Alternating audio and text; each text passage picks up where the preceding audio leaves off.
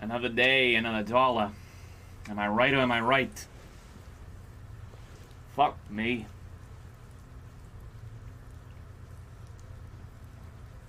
Boy. If it isn't N. Pitt and Jimbo the 7th and the Twan and Cinema Noir 17, how relevant. Your name is weirdly relevant. That's creepy. You're creeping me out. Nacho penis minded.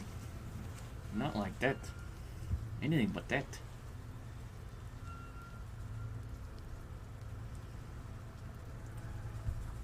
Eye motif. As Zivendo.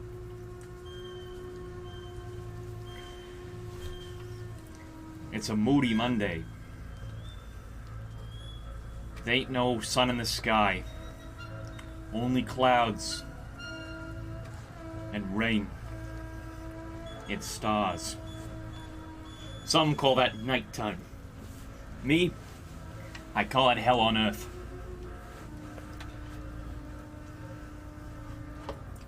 All over the world, and then the darkest night.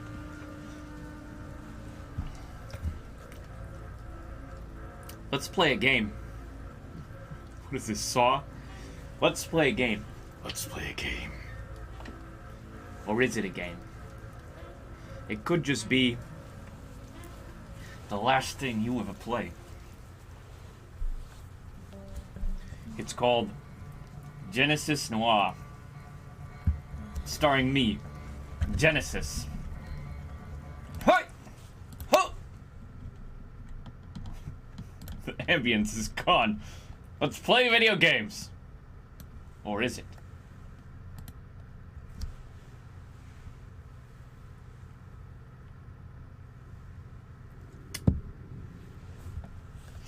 Sometimes reality is too complex for visual perception. Physicists state that the handful of dimensions you perceive are only a portion of those that constitutes space-time. What the true nature of reality looks like, what existed before the Big Bang rocketed the universe into existence, these are unanswerable questions. But imagination embodies the dark unknown in myth. Out of this unknowable haze, a world emerges, wrapped in familiar forms. Your mind transforms the wisps of preternatural smoke into bodies and steel and concrete.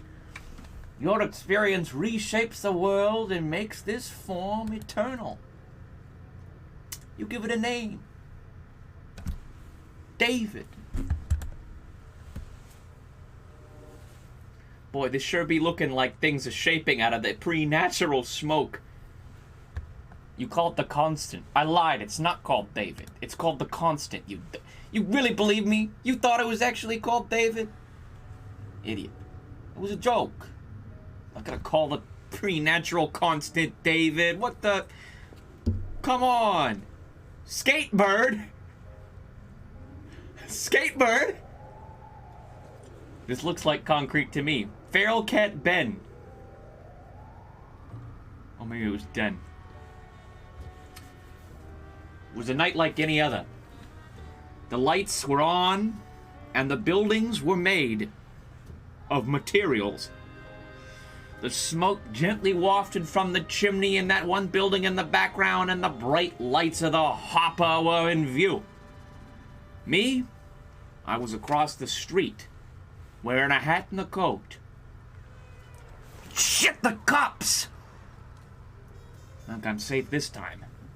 But boy, I am hungry. Luckily, the hopper was right across the street.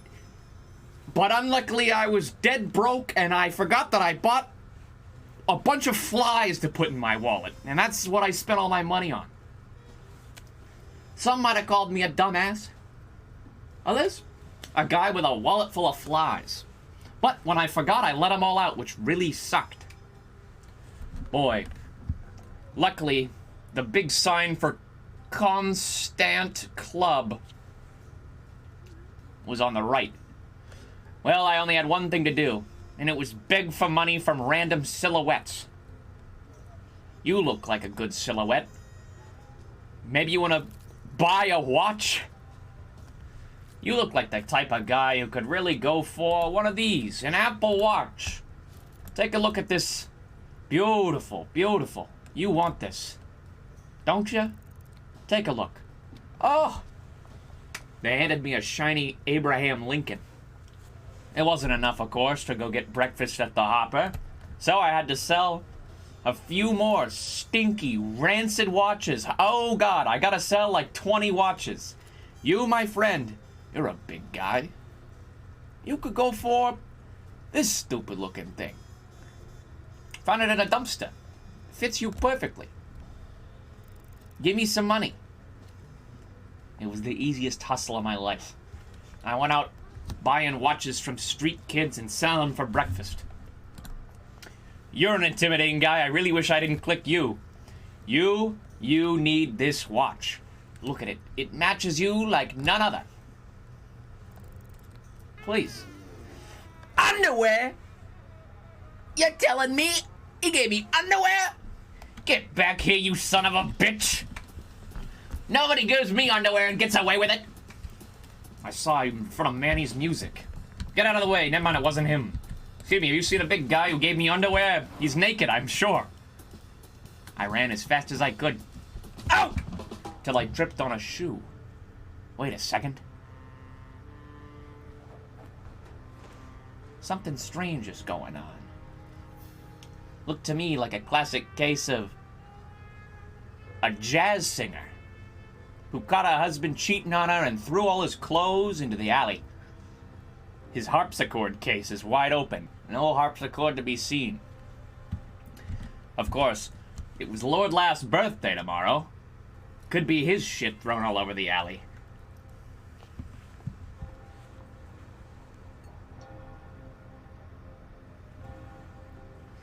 Some people say I'm the best detective around. Others say I should do a stream about pooping. Luckily, I climbed up to the top of Big Ben in 2 seconds, smoked a fat one, broke the clock, and walked on in.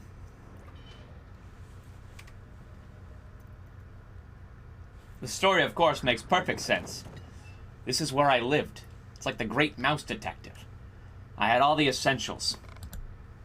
The vinyls. Of course, that was the lady I'm sure I saw. Miss Mass in the Divine Jazz section. Massive vocals and a big brass band. Fine jazz. Revolution is their best record. Gotta put that shit on.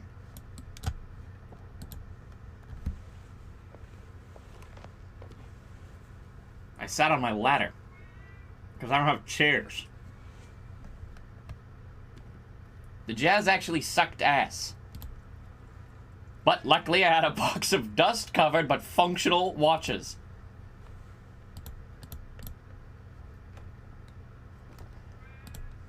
A napkin given after a night of attraction. 980-6650 was the number that read on the napkin. Of course, that's the number I was gonna call right now. My head was feeling a little detached. My light was slowly bleeding. Oh, shit! Hold on, first I want to look up here. Just in case this actually progresses the story. It was my day job, you see? Fixing the clock. My night job, of course, was solving crime and breaking vases. No, wait, I don't want to sleep! Actually, yes, I do. I was feeling awfully tired. Never mind. I was feeling awake. I lied to you. Ah, the better days when watches were free and watches were cheap and time wasn't real. The good old days. Now, unfortunately, watches are real. Boy, did I love Miss Mass in the Divan Giant section. Those were real words, I swear. I said them. Now I'm gonna call. What was the number again? 980-6650. Oh, God. 9 8 0. At this point, of course, my house was beginning to fall apart. 6. 6. All that was left was the clock. Or maybe it was a phone. 5. And the light above my head. 0. The phone began to ring, and everything else fell away.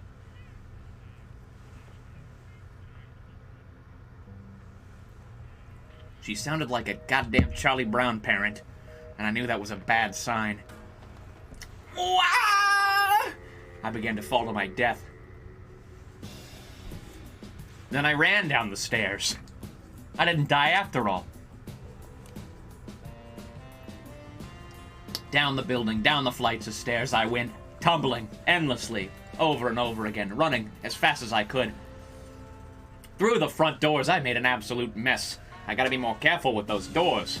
Sometimes I don't know my own strength. Gotta make sure I don't find the coppers.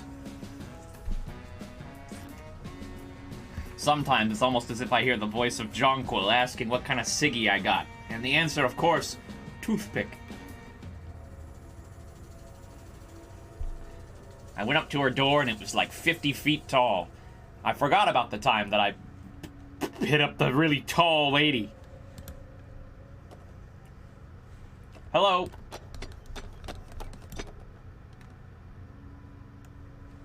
Nobody answered. Maybe if I knocked again. No answer. I knew now was my chance. I knew if I pulled hard enough, I could just break the damn door off its hinges. So I did. I ran inside to find her. With a gun! No!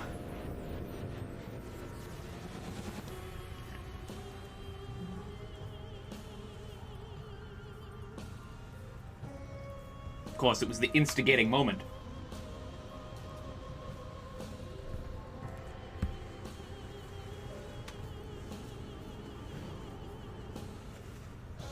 I saw the guy in his pompadour.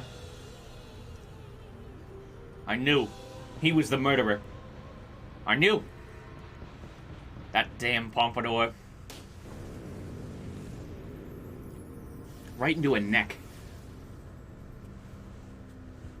It was like everything fell away in that moment. First time I'd seen death up close. Brought me back to when I was running up the hill, when I smashed open the door. When I saw the bullet and its giant galactic glory.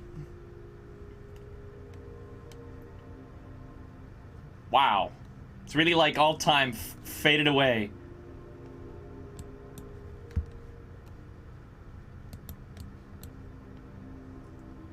There was it was the ending of Interstellar all over again.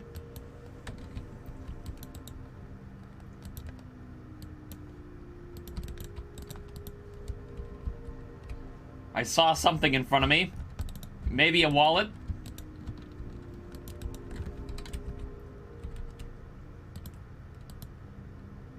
I see somebody throwing something in the background.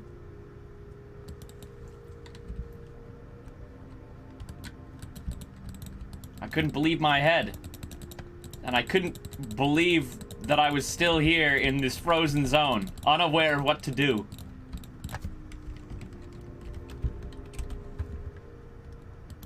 I clicked the thing. It was a flask. Good for losing track of time.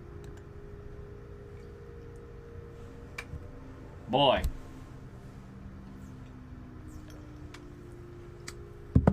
Time to take a swig. Ah, color, lights, sounds, alcohol. Things started slowing down. I could finally get a grip on what had happened. Boy, he's really farting up a big one. I could see the fart waves just pouring through the sky.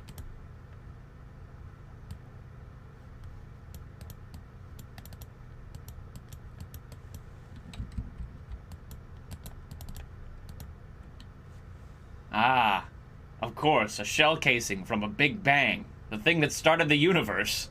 It was a gun.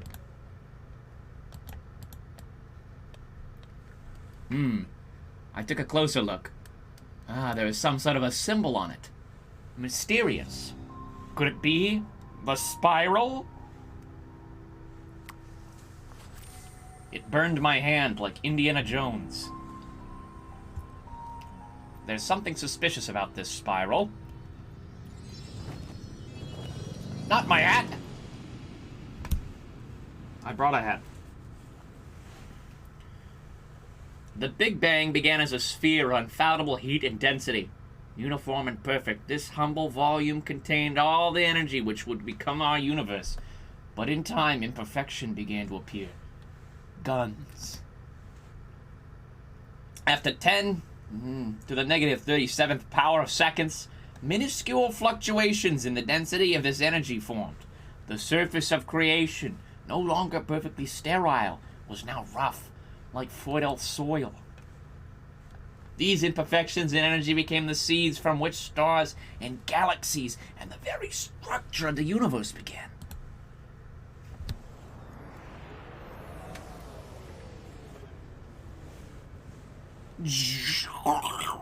Boy!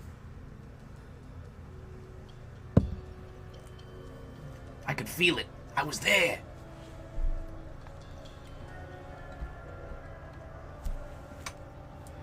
The universe. What lovely flats. Whoa! Whoa!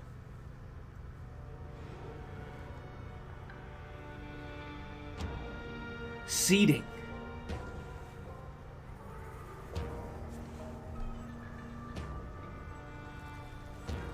The tree of time. Of course. It all makes perfect sense. I couldn't help but notice the ball in the corner. I wanted it so bad. Come back. Instead, I flung it off the cliff where it belonged. Tumbleweeds don't belong in my galaxy. So this was it. Space. More tumbleweeds? Not on my watch. Get him out of here. Get him out of here. Into the tornado you go. I noticed the tornado from the Smash 64 version of Hyrule Temple. I knew it would fling me up in the air. It was delicious. I knew I had to collect all those things, I guess. Boy, I hate tumbleweeds. Something suspect's over there. We gotta find a way to get this gate open.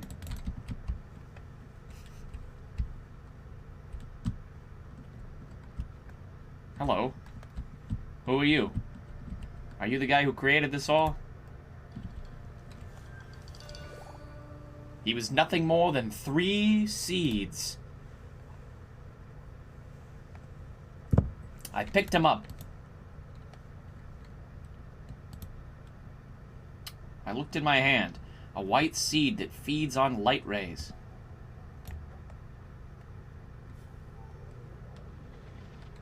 Beautiful. I could grow a little tree with the seeds. Well, I know how to get rid of a gate now, but I didn't have many left, so maybe I should be careful about where I put them. A beautiful tree. I've never grown anything prettier. I maybe shouldn't use it there yet. Oh, the gates of heaven. Hello, do you have dark seeds?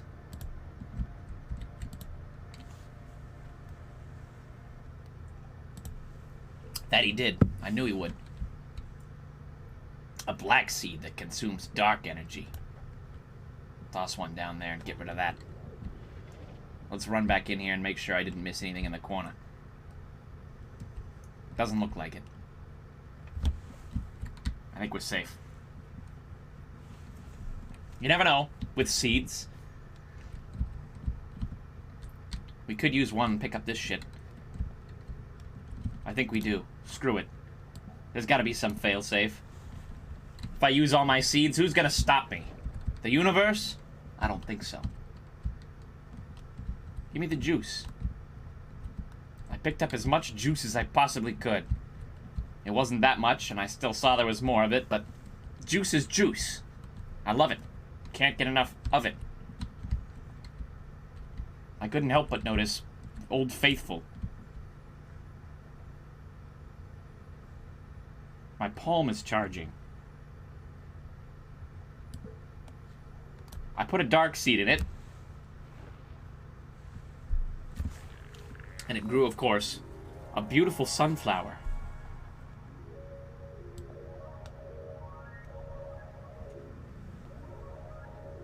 To which I lit it up. With my touch, I lit it up. She loves me. She loves me not. She loves me. She loves me not. I remembered fondly the mini game on the new Super Mario Bros. On the DS, where Yoshi plucked the flowers of a sunflower.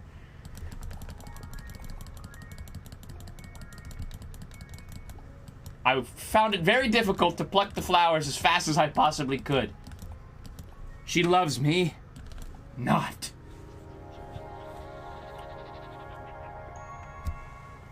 It made a beautiful sun. Yeah, that's right. I created the universe. Me. I decided I wanted to go into the sun.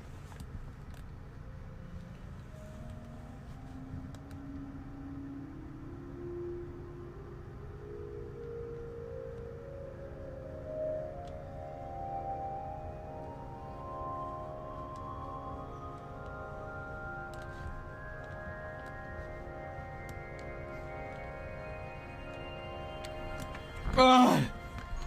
I'd never seen anything so beautiful. Oh, my God. Oh. I wiped the tears from my eyes. Of course, it put a bunch of sunflowers on the ground. I figured I could walk across this bridge, and so I did. All the way to the other side, where I found another spot to put another seed. This one, I decided, a white one.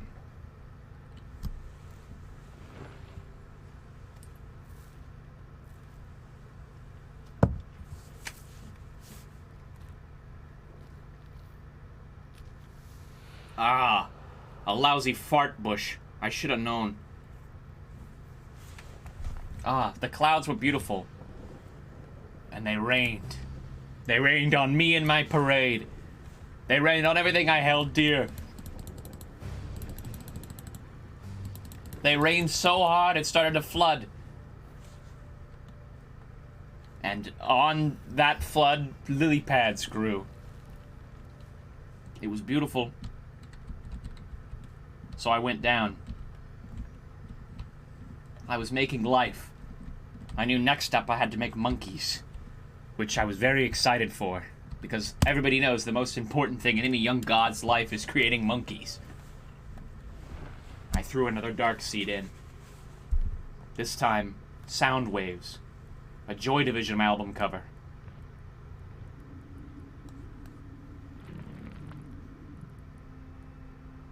If I made it just right, the ground was perfectly smooth. Then I could flatten it out. Beautiful. A second leaf sprouted. I could put it on top of a little hill. Beautiful. It got even bigger. It grew into a wonderful flower bush. Wow. Another job well done. I went to the right, even though I think I could also go to the left. Another man creating something. What say ye? Additional seeds. Useful. I'm glad I went over here. A white seed. Oh, I didn't mean to do that. I went back down to go down the other path. Extra seeds in hand. Cigarette in pocket. Watch in mouth. All the things every detective needs. I ate some more juice.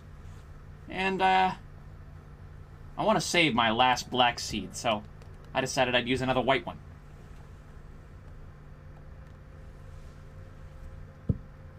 It was struggling. A tiny little plant. So I made it daytime. I forced it to be daytime. I pulled and I tugged and I yanked. And the sun shone overhead. But it wasn't good enough. So I spun it as fast as I could. I made the days go by, and the plant formed beautiful stars. I kept spinning, and I kept spinning the time and day, and yet, still no monkeys. On the dawn of the 86th day, the plant bloomed. I went left.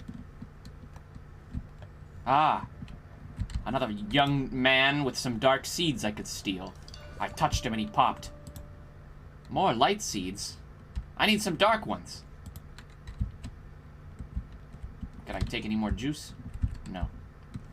So I went to the right. More juice. Hello. What do you have for me? More seeds. Now I have even fewer. Were those different ones? Oh, I have plenty. I have all the seeds a man could ever want. All the seeds money could buy. Some people said, please, Genesis, which was my name. They said, give me some of your seeds. And I said, that sounds kind of weird. No, thank you. I missed those, but they wouldn't let me get them over there either, so I'm not going to care. I'm going to put a white seed here to try and get closer to this fine young man. It worked like a charm, as I knew it would. Are you gonna give me some more seeds? I know I could count on you. Delicious. I was tempted to put a black seed into one of those to see what would happen. But at the same time, I kind of want to save my seeds, just in case. Wow. All of creation spilled out before me. The tree of life. I assume that's my destination. Give me some seeds. To test things out, I decided... Oh, no, they're black seeds. I wasn't going to pick them up, but actually I do want to pick those up. Perfect. I needed some more of those. I ran down and found an area where I could plant. I planted a white seed because I'd found mostly white seeds. Ah, of course. Disgusting. Not good enough. Almost, not quite. Birds! You aren't monkeys! I couldn't stand the birds being in my tree. So I killed them.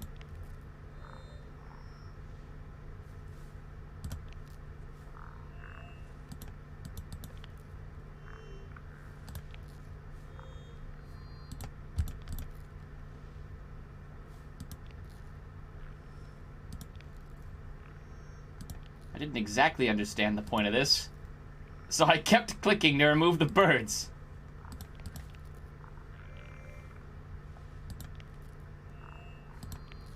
Maybe I actually wanted the birds. I changed my mind. I liked life after all.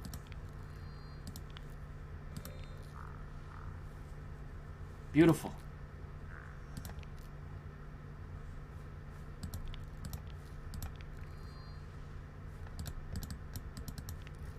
Why did they look so weird? Oh, hello. Hello. All I needed was 3. And I got 100 million instead. Ah, now that I'd populated the land with birds, Earth's most important organism, I could finally be at peace. I noticed that Chomp had given me Bezos' money. And for that I was eternally grateful. Bezos, of course, hadn't existed yet in this universe. I had yet to make him. As I said, I haven't made monkeys. I started sucking up all the juice on the ground I could find. Oh, juice! I planted a black seed.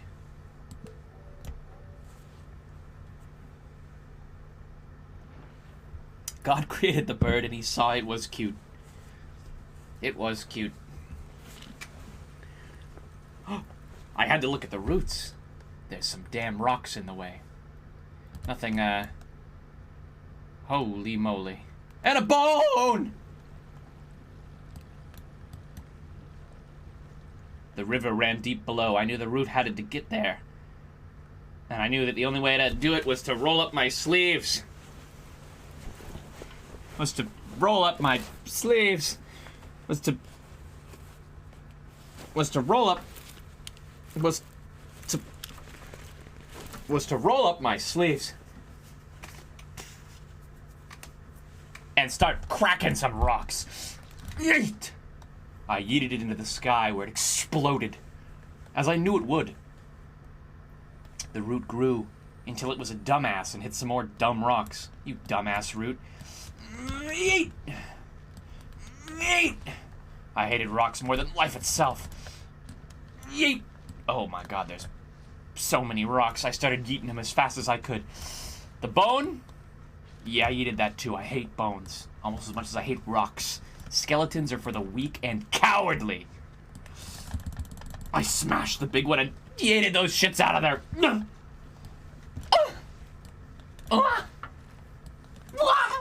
I started yeeting rocks I didn't even need to yeet. Not all the roots made it, of course. Oh, shit. I had to dig.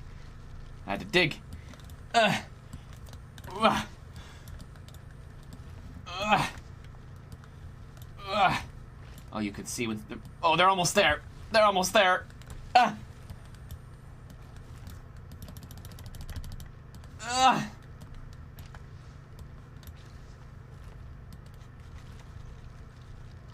Oh, I had to smash the ground. Finally. This is exactly how farming works.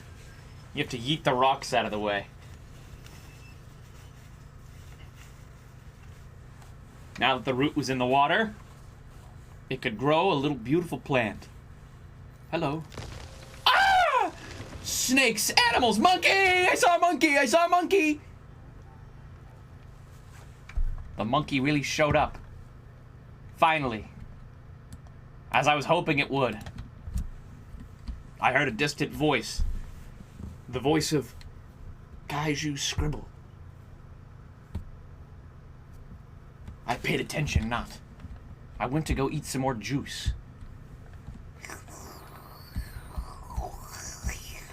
What are you doing?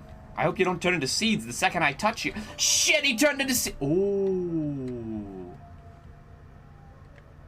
A gold seed that devours golden beams. Alright, well, there's some golden beams back at the beginning. We might be able to put them down there. First of all, let's see if we can just get a little shortcut back.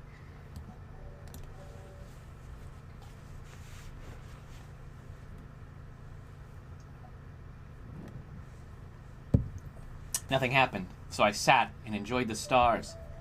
I took a fat nap, and while I was sleeping, a tree began to grow.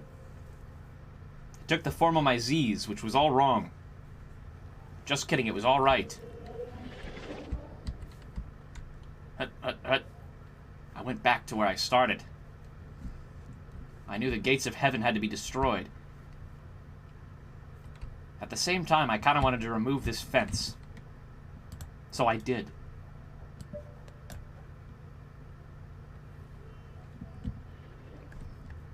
No more fence, no more walls. Just kidding, some walls still existed and that really sucked. Who are you? Oh, you're a bush, you're fine. I went to the golden gates of heaven. You must be destroyed. Nothing a golden seed won't fix. Easy. I walked slowly over to the man, wondering, what do you got for me? More golden seeds? White seeds. I wanted nothing to do with them, so I left them there. I couldn't stand white seeds.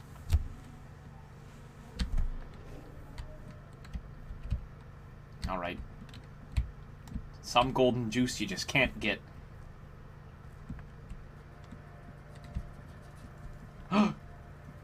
The pompadour man. He was moving just like me. Perhaps I can make an apple fall on his head. A snake. It was just like the Garden of Eden. He was very angry at me because I made an apple fall on his head. He took his watch, and he waved it around and said, "You, my friend, don't got the time." He smashed it in his hand, and a spiral came out, just like the one on my own. He touched it, and it grew, and it spun into a black hole.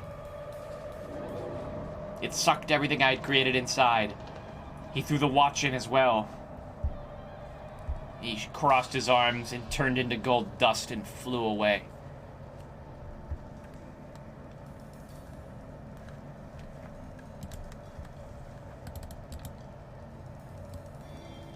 I touched the spiral once, twice, 3 times.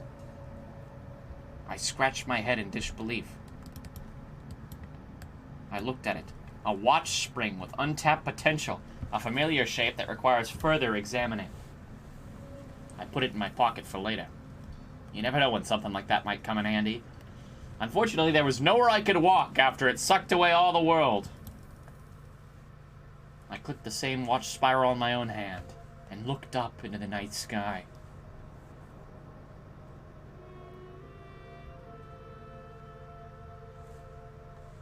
I opened my eyes. The black hole. Right in the gunfire.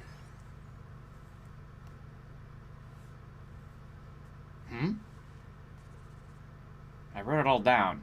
The scene of the crime.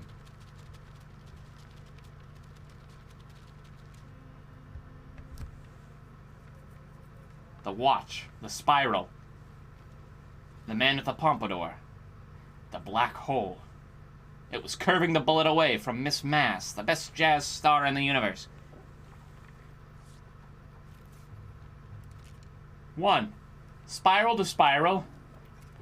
Spiral to, in the spirals go in the spiral. Of course, it all made perfect sense. I wrote it all down. It will stop the gunshot with the black hole.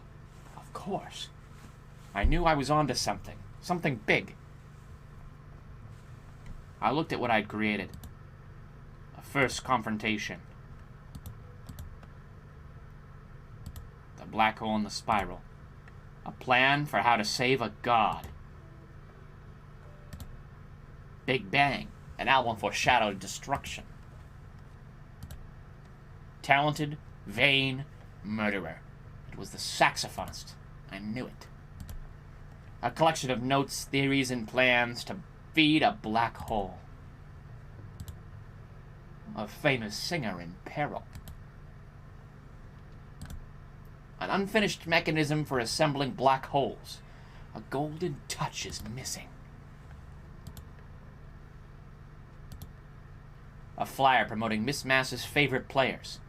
The one with the saxophone. Now that's a skeevy character. Featuring the Golden Boy. I don't trust him. A portrait of gamblers about to lose it all. We got Jesus, we got John Lennon, and we got Karl Marx.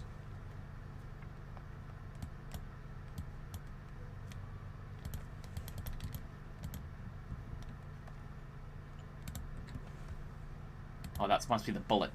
Of course, I'd put the bullet up on the wall, too. I'm not a fool.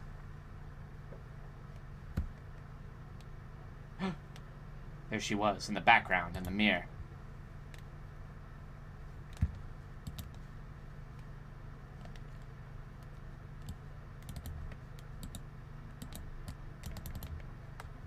Do I have the golden touch?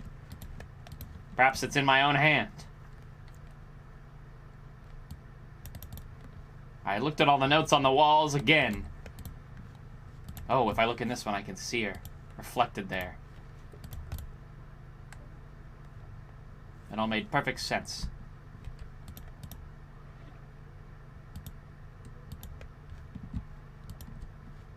The next thing I looked at, of course, was the singer in peril.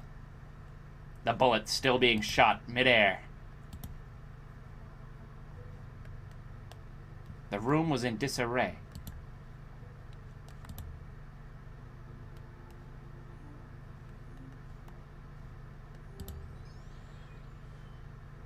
Nothing here. Just a lonely planet.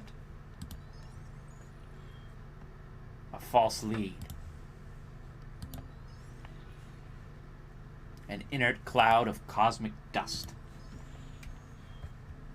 An expanse of empty space.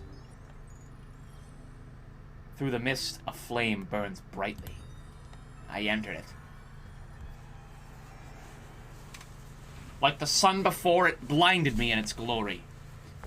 38,000 years after the Big Bang, the universe was like a smoke-filled chamber from which light could not escape.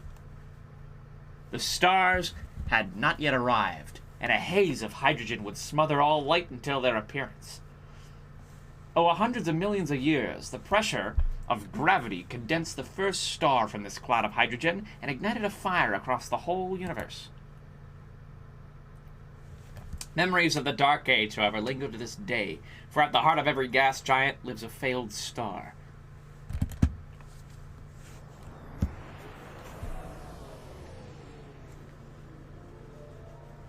I looked closely at the juice.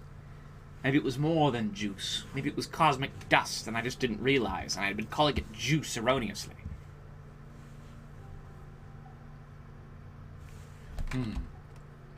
I walked to the right, picking up juice as I went along. I realized I could break clouds apart at a single touch. So I did. I can't stand clouds, and I can't stand you. I removed all the clouds. And I looked at the burning bush, and I put out the fire. Fresh embers, still fragrant. A giant cigarette butt? That's right. I said butt. And I won't take it back either. Something burned over there. It was a match. A match that lit. A matchbook from the hopper. A diner with good coffee and bad eggs. A single match is missing.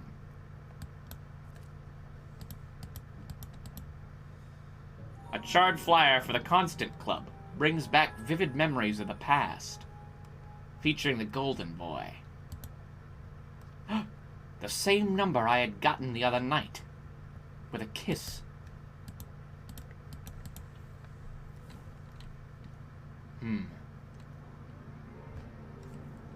I saw something.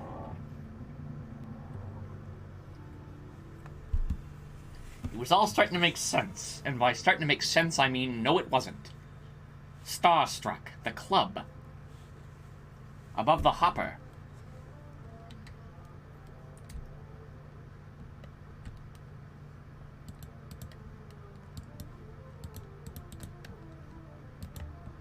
I went to the club as fast as I could. Unfortunately, it's hard to navigate the world of the end of Interstellar. Mismasked posters as far as the eye could see. Password. I knew the password was butt cheeks. I said it and I got in, no questions asked. The lights turned on and there she was, with her hair in all of its glory. I walked closer. I couldn't focus on anything else. I almost didn't notice that nobody had necks.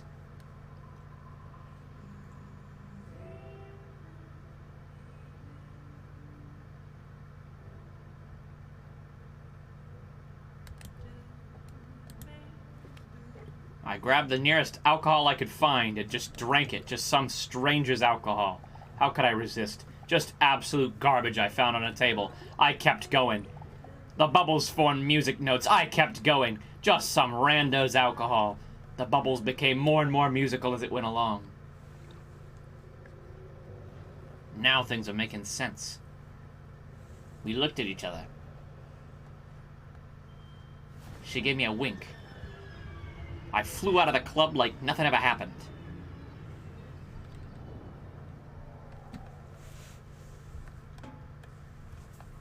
A giant cigarette. What's over here? Another cigarette. It's like my hopes and dreams were being crushed in an ashtray. I followed the juice. Like I knew I could. And the trail of cigarettes.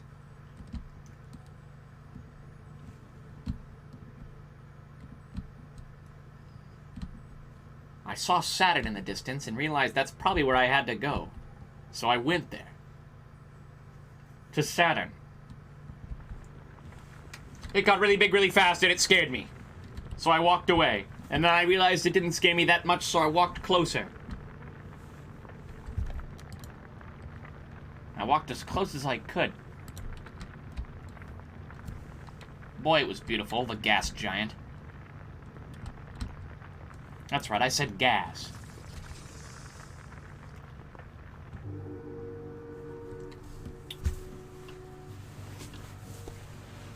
I knew if I kept walking, eventually I'd reach the regional cigarette retailer known as the Butt Hut. I realized all my features had gone away. I said, "Hey, golden boy!" Ah, oof! You jerk! I blew away the smoke in his hand. I know I had to see what kind of cigar he had and why. It was a light, so I spit alcohol on it to put it out. Who put out my cigar? And he put it out on me and flicked me away.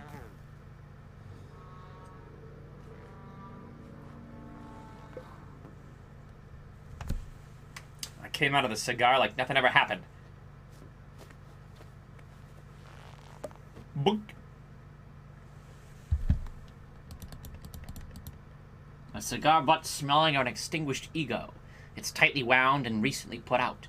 A piece of evidence to be filed. Could it be, perhaps, the golden boy was jealous that Miss Mars gave her number to me? And by Miss Mars, I mean Miss Mass. And so he killed her out of spite?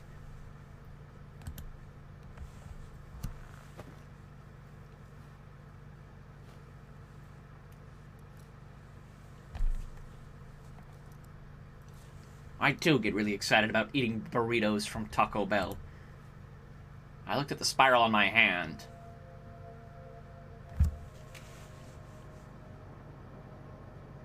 Space. The final frontier.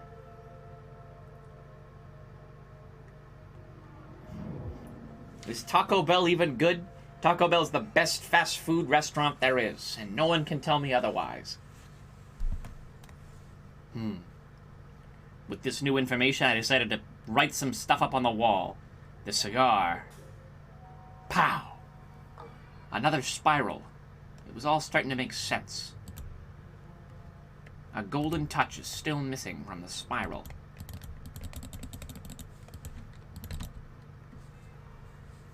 I decided to go back in for another look.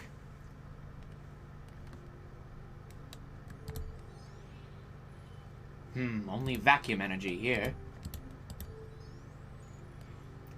The trail disappears. A lot of the clues led nowhere. The empty vacuum of space.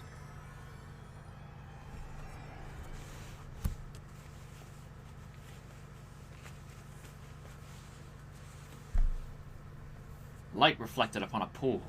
Volcanic rock, now dark and cold, incubated organic molecules as they sloshed with the tide. Hydrophilic lipids, clumped together, forming self-assembling bi-layer walls. Enclosure gave rise to single-celled organisms which soon began to endlessly recreate their own image. The water is filled with life consuming itself. Vainly reproducing itself larger and larger, life would explode as sexual reproduction births seemingly endless variety.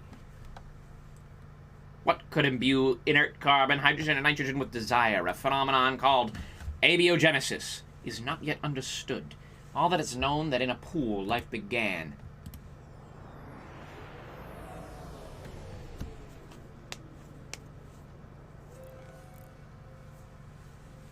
Of course.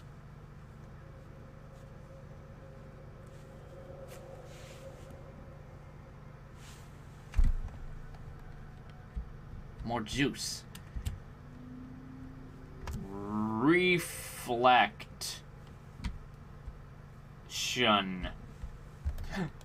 A wedding band, could it be?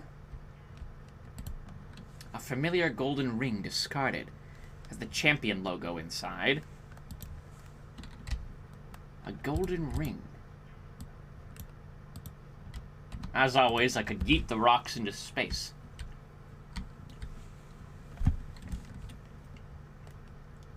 A golden tie. A tie loosened and brutally quashed aside. Brings back vivid memories of the past. I think that's the same thing on the ring. Brusquely. Vivid memories of the past.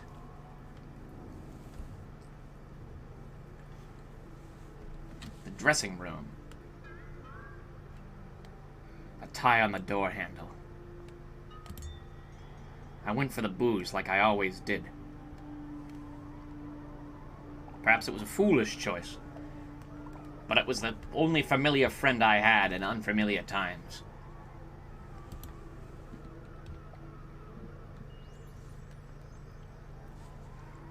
Help me see clear. Help the stars come out at night.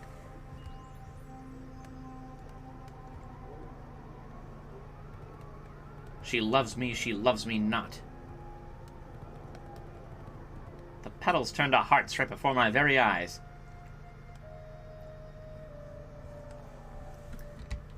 Brought me back to reality real quick. I started sucking up even more juice. Delicious.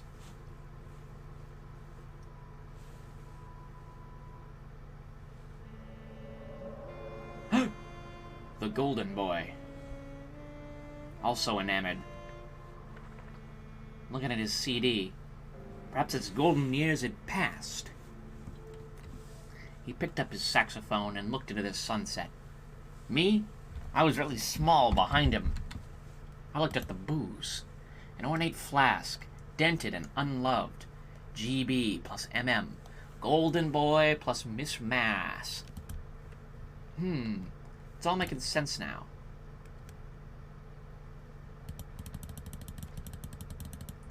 He brushed the dust off his shoulder into the pond. So, I decided to throw a rock at him. It missed. My aim's not as good as it used to be. Maybe this one. It missed again. Boy, there sure is a lot of dust on his shoulder. Maybe this one.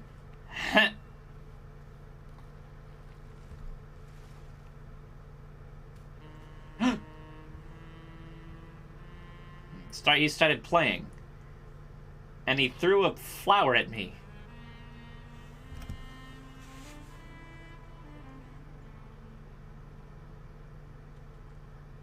It was a beautiful sound. I looked at the flower. An elegant lapel flower that could be tossed to a fan or hurled at a heckler.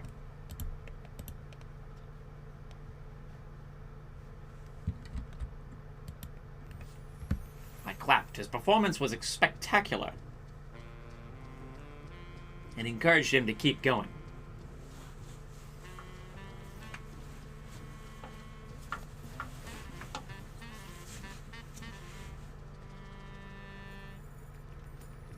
Beautiful work. I clapped again. He was getting the hang of it now. More people were starting to clap along. I clapped again and again. The audience was all with me.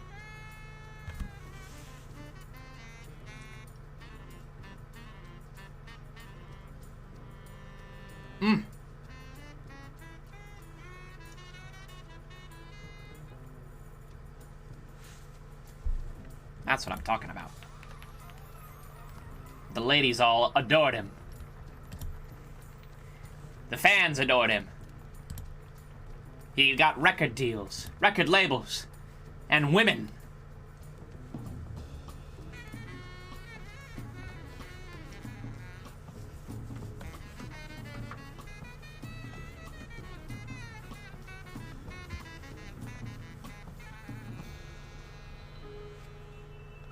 He bowed to the audience. He was thankful for what they'd done for him.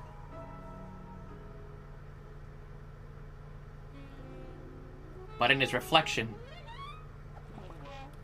a single tear made him disappear. Of course. The buffoon. He forgot that crying would make him fade out of existence.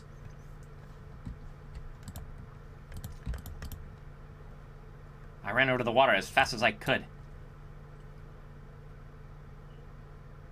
Which was not very fast, I'll tell you what. In fact, it was quite slow. But I knew I had to get out there. Oh, God. It got deeper and deeper. But I had to find out what happened to Golden Boy.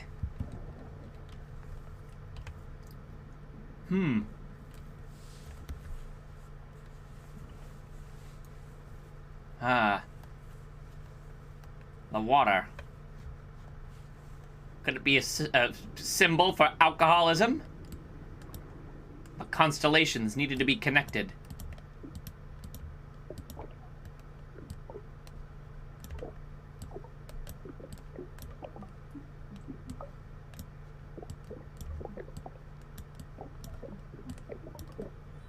It was just like I knew it would work. Yes, of course. Yes. A black hole.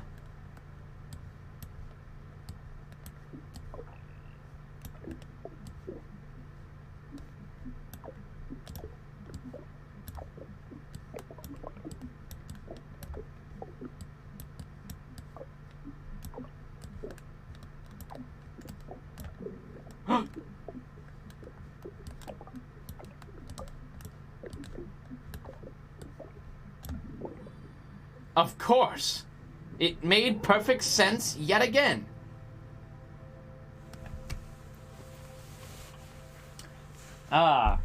More constellations. Creative Cloud has updated.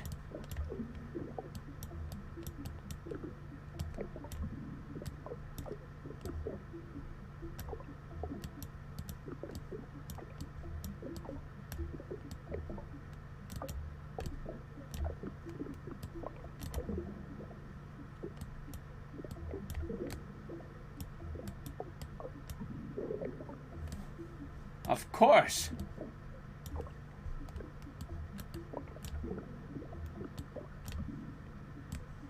The stars are all beginning to align now, except for one.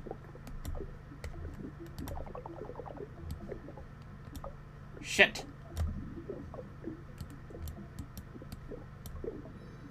Of course. This really makes perfect sense. Boy. Now they were beginning to spiral like DNA. DNA of a child, perhaps?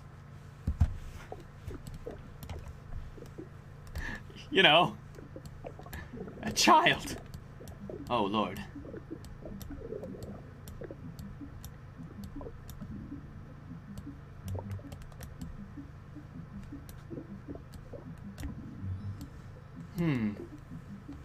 His stardom was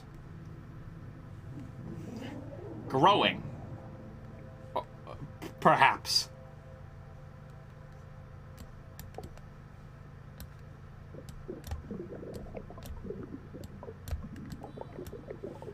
Some of the easiest stars I've ever connected.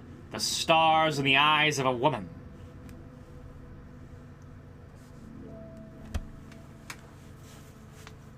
I kept swimming. Swimming through my own doubts. Swimming through my own confusion. Jellyfish magnets. I should have known they'd be here.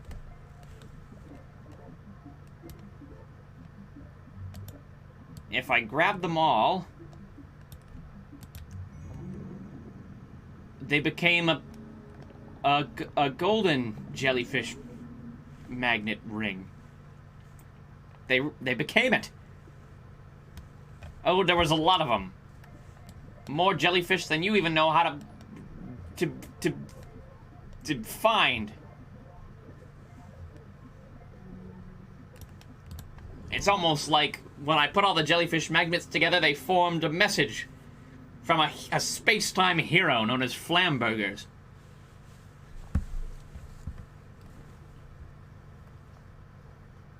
Among Us! I grabbed as many Among Us as I could. The Among Us started spewing into the center. I should have known they were part of this. Imposter is sus.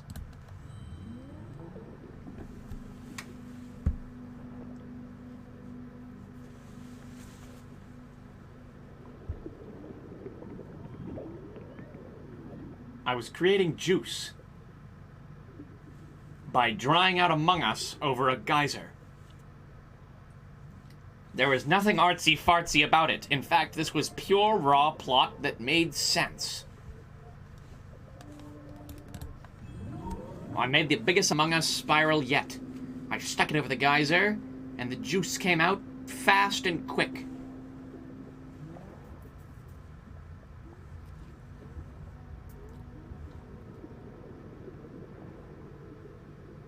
As the juice flew away, I knew I had done the right thing. It was like Avatar. I got the good Avatar by James Cameron. Cameron? Not the bad Avatar. Animated pictures. What's that all about? I was surrounded by little Avatar bugs. Of course. When two things love each other, they spin around until they make a black hole.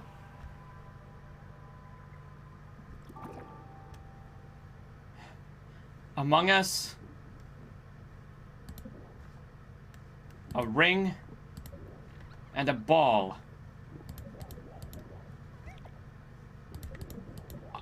It all was making perfect sense. It still is making perfect sense.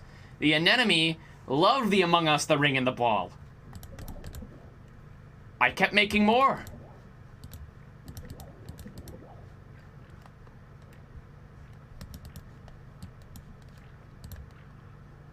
It couldn't get enough of them.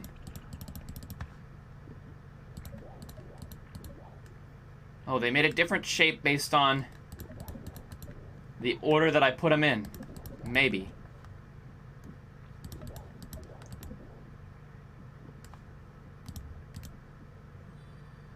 I must have done it right.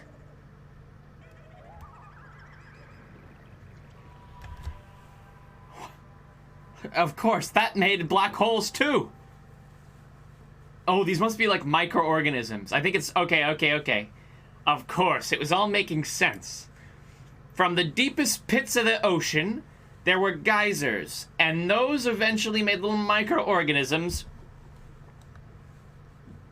Of course.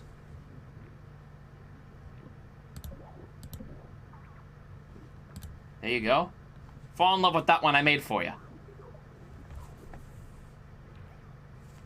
I made a perfect one for you. Fly on over there.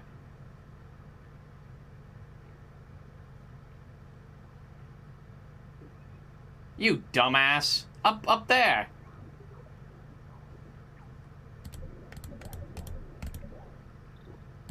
I loved making life.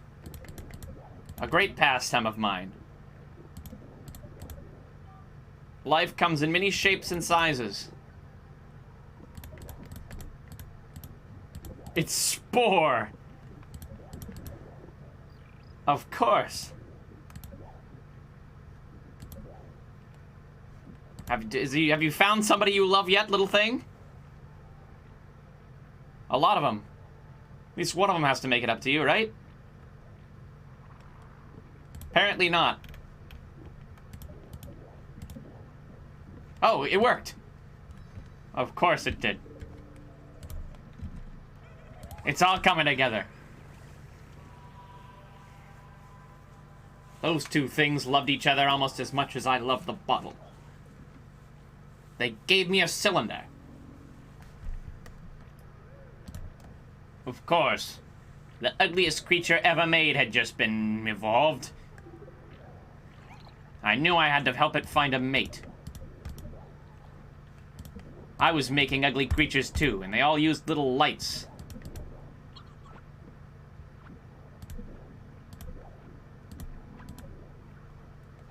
Any of those good for you? Oh, I think I did it. Of course. I should have known that was the combo that would work.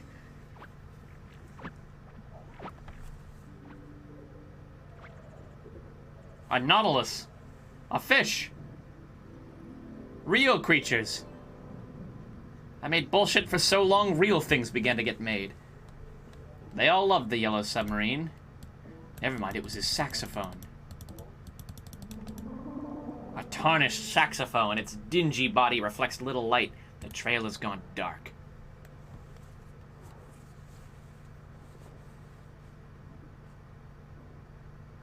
Unfortunately, I didn't get to make a monkey. Although one of the fish did have a pompadour.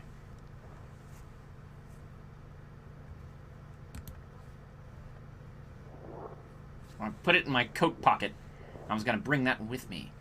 I pulled out my trusty grenade, and then I put my trusty grenade back. I'd seen all there was to see in this wretched place. Coral, not one organism, but many inhabiting one form.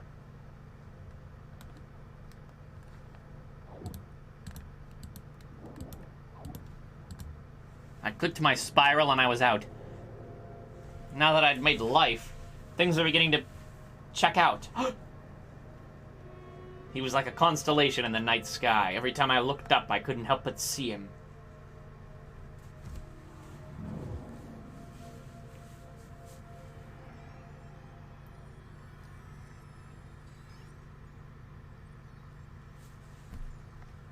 Let's take a peek at my wall of clues. I put the saxophone on the shelf. Another spiral.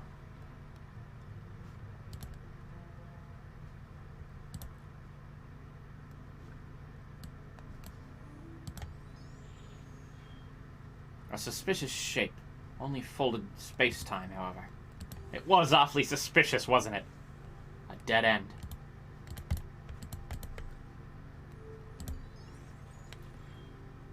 Leftovers from a dead nova. Not of any use to me.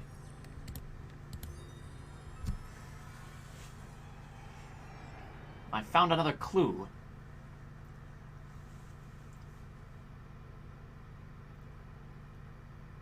As the pull of gravity claws together clouds of interstellar atoms, tremendous pressure builds and a fire is ignited. The star is born in a halo of dust, its belly full of hydrogen, helium, and lithium.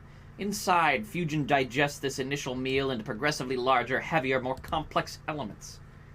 Growing larger and heavier with iron, the star finally collapses and bursts into a supernova, unleashing a wind of rare heavy metals in its dying breath. See ya, Cinnamon Noir.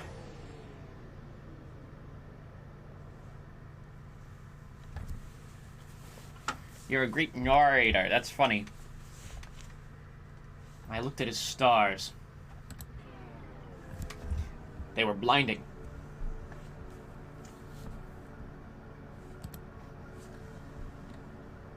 Wowee. So this is a universe. I decided to spin it. It was like a clock. As I spun it, time went forward and planets began to form. Ah, I spun it too hard! A black hole!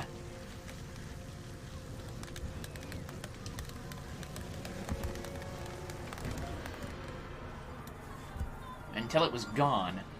It sucked in everything it created. It was a destructive force. And it made a deer. I knew I could follow that deer. So I did. Its hoof prints. How incredibly suspect. No deer should be able to survive a black hole. How come this one survived?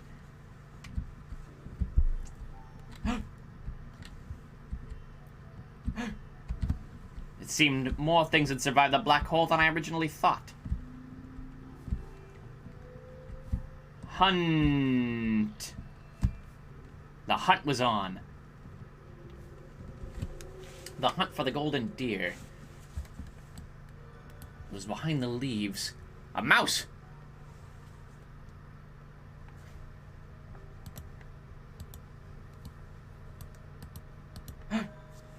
You thought you'd escaped me, you damn space deer.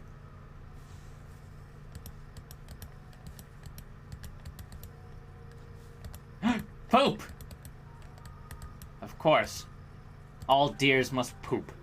I should have known there'd be poop at the scene of this crime. There always is.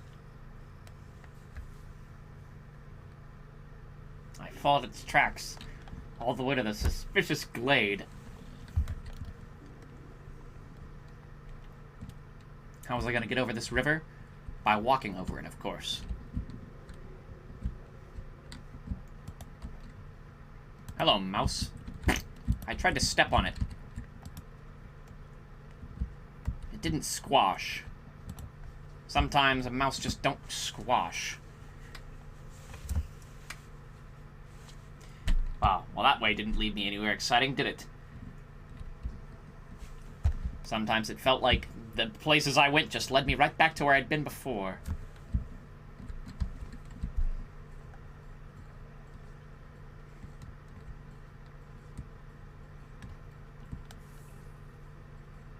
This had to be the right way. Another snake in the grass. The birds were flying.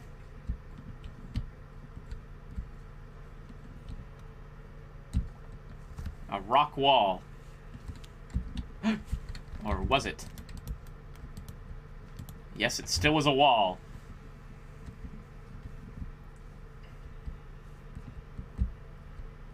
Perhaps this way.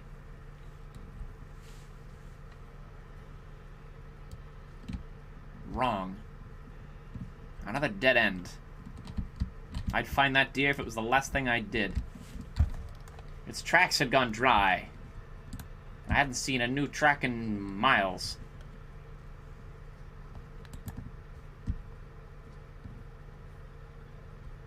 A cave, of course.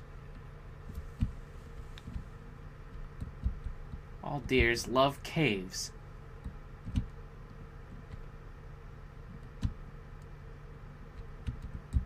The light at the end of the tunnel. Oh god, it was bright. Cave man. Primitive figures painted onto stretched skin.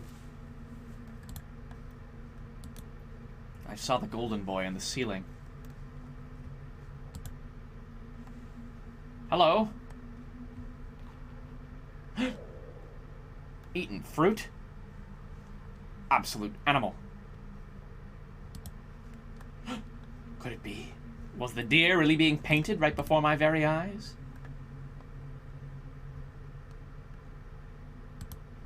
It was, of course. I scared her off before she could finish, so I ran. I ran as fast as I could. And then I walked back. There's nothing more to see. She was gone, and so was the deer.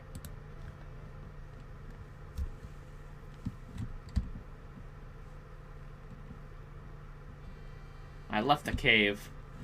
The bats on the ceiling. Batman's origin story. The universe really was teeming with life now. New tracks to follow. Human prints.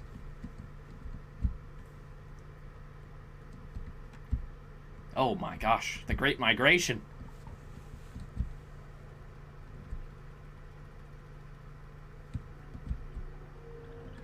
What have they found?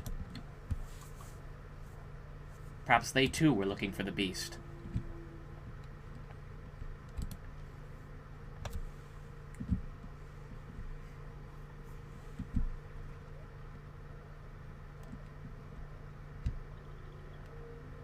Only one set of tracks remained, and there she was.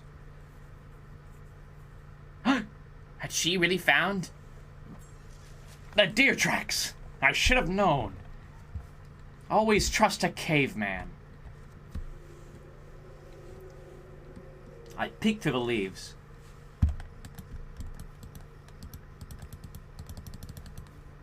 And there it was, right in the clearing. The deer that had been formed from the Big Bang.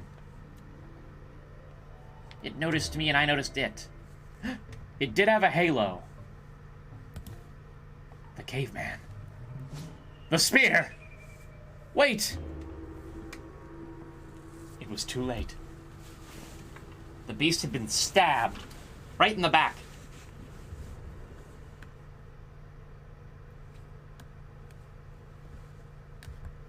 It was dead, all right. Deader than a doornail after Christmas. The hyper-realistic moon was in the background, so I took off my hat and paid my respects, turning instantly to dust. The cave woman couldn't see me. Until she did, and I turned into the beast in the drawing. Of course. As I looked, juice began to come out of the deer. I was letting it decompose. This was the cycle of life and death. She came back to see what was going on. It was falling apart slowly, but new life was growing from its corpse. Its bones eventually turned to dust. The arrow fell out where I could pick it up. The remains of a male creature born from the ashes of a dead star. Fatally sought after, feminine hands wished to possess it. Of course. I'd found none other than the bones of Life with Kai. I grabbed them and brought them back into space, where I could reform the real person known as Life with Kai.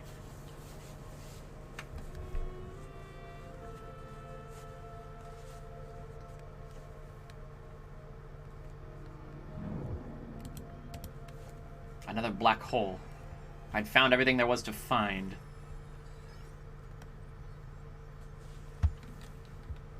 I grabbed Kai's bones and put them on the wall with the others. There they sat. An antler from a stag. One part of a star, it was pursued for its strange beauty. A tarnished saxophone. It still sings, though its owner is gone.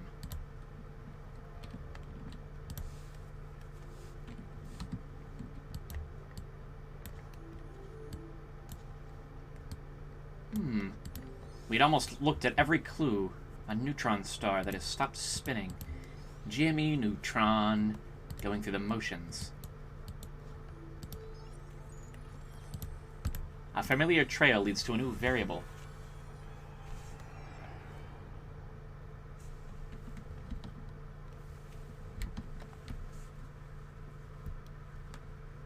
$9.5 billion years after the Big Bang, the ashes of an ancient stellar explosion began gathering in a single point. The crush of gravity compacted these remnants so tightly together that they ignited into a newborn star orbited by a halo of dust and gravel. Around the star, asteroids collided. Even larger clumps of inanimate rock were formed, and this pro-planetary disk would slowly gather into 8 planets. Over the next 4.5 billion years, these planets spun silently into the void. For 99.998983% of the universe age, the only histories written were the strata of the lonely geology. But this quiet would not last.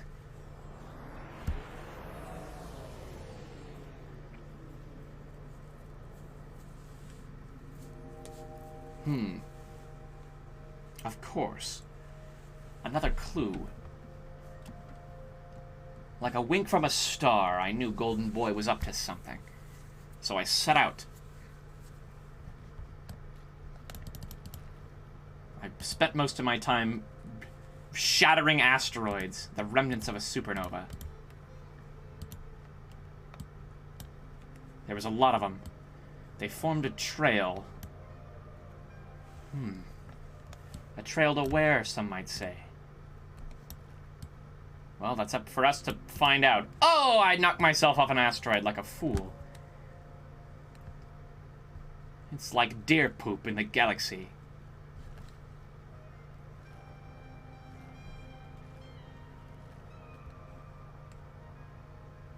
I found myself staring at massive clumps of rock and the sun.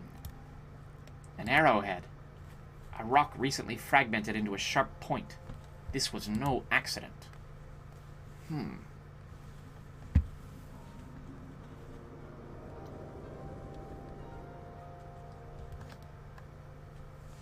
There's a bunch of them.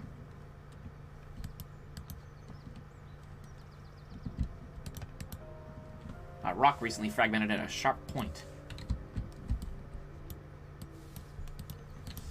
I started removing the overgrown leaves.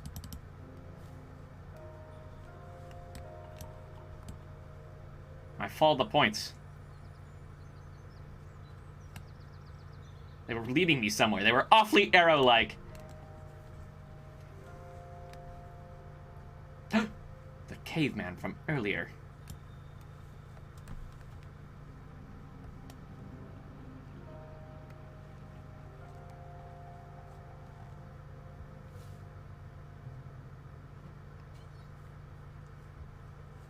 She was leaving the rocks as if they were clues. She walked off into the field of corn, not unlike the White Sox walked off into the corn in Field of Dreams.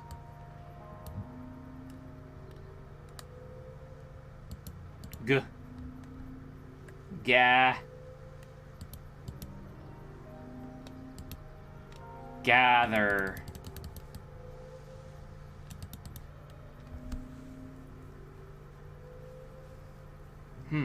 The seeds.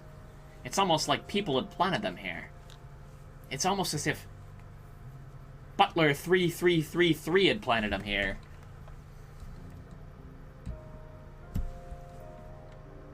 Sheep? In my video game? Not on my watch. I ripped the shit right off the sheep. Tufts of wool taken from a bleeding sheep. Now that was forming. The arrowhead had turned to seeds, and the seeds had turned to wool. Something was happening here with these people. Farmland. They were planting, they were growing, they were cultivating. They had eventually gathered enough things that they could make art, which I then destroyed because I hate art. They were weaving. They were making pottery, homes. Smashed pottery, the evidence of a pillage. And they were fighting each other. Shattering right before my very eyes.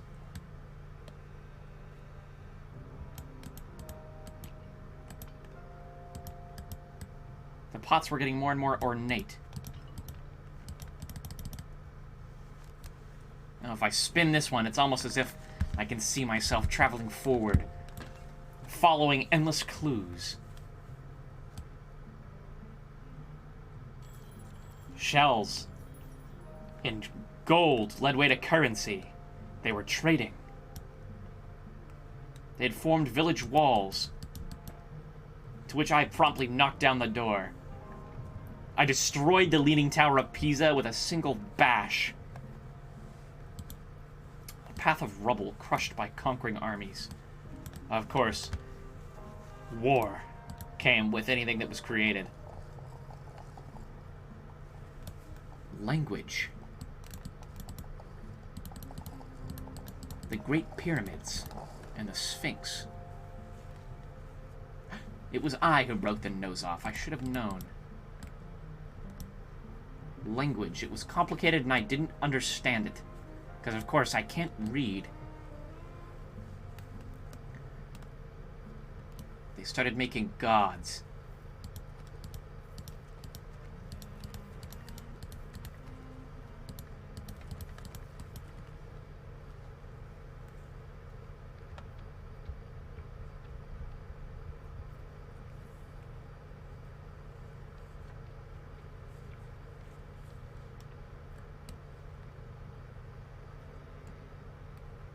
Whoa. There's nothing I hate more than statues, which I am going to tip over immediately. From a divine statue recently toppled. Gods? Oh! Or was it the golden boy himself? I should have known.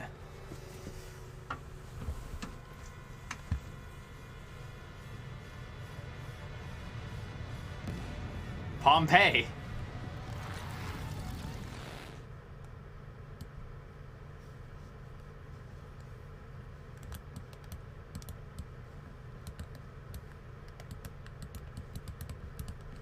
I wiped the ashes away from my screen.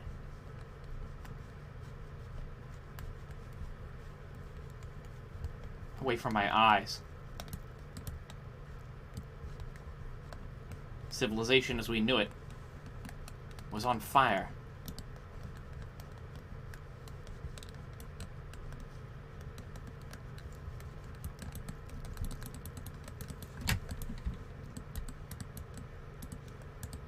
It was a horrific sight. Their statues didn't save them.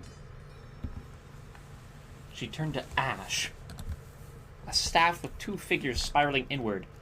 All the other artifacts were buried beneath rubble.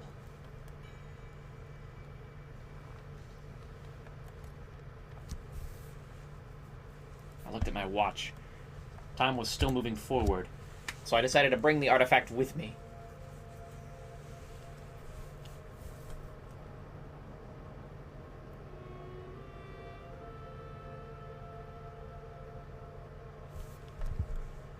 So that was gather. Of course. I myself had gathered an artifact and a hankering for another bottle of booze.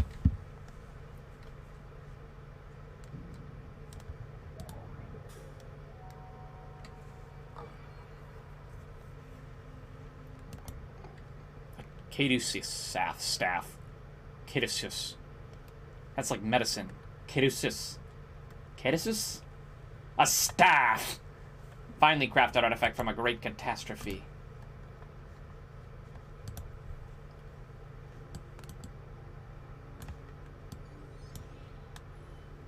A slight vibration, then nothing. A void.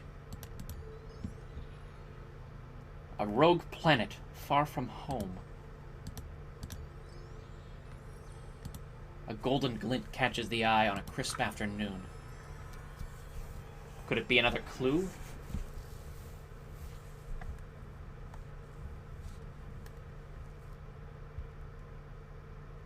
Winter winds blow as the Earth teeters in its orbit around the Sun. 23.5 degrees of axial tilt result in a planet that bows in deference to its star, frosting the distant hemisphere with deep snowbanks and icy streams. But in time, each hemisphere will lean towards the sun. Radiant heat will warm one hemisphere as the other exhales frozen breaths. Without the decay of autumn or the dying off in winter, there would be no hopeful budding in the spring nor flowering of summer. The rare Earth hypothesis proposes that evolution cannot happen without such environmental hardships. The axial tilt that incites the seasons, the tectonic plates that crash together, and other cyclical forces of the planet drive life to thrive through its resiliency and rebirth.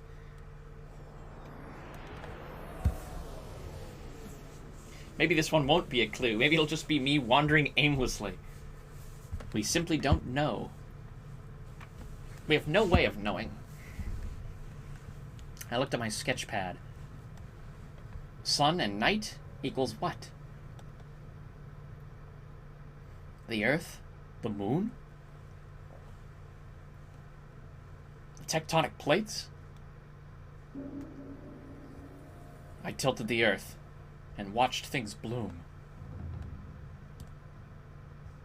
Of course.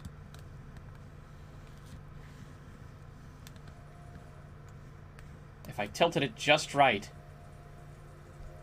I could cool the axes. I created a hurricane. It was hot, all right. I was too close to the sun. I was being a dumbass. I need to cool it off.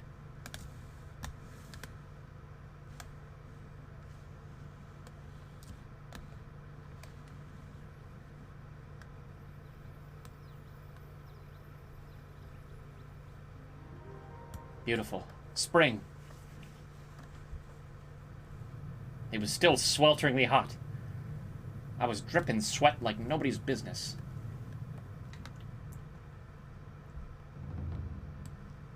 Time for summer.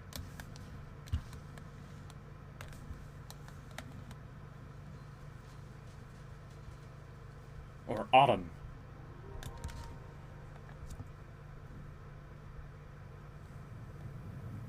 I was starting to get cold now. I'd moved too far away from the sun.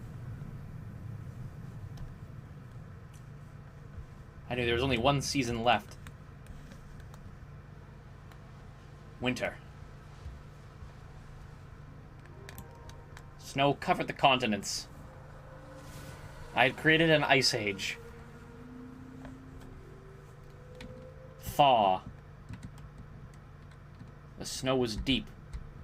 I couldn't see Manny the elephant anywhere.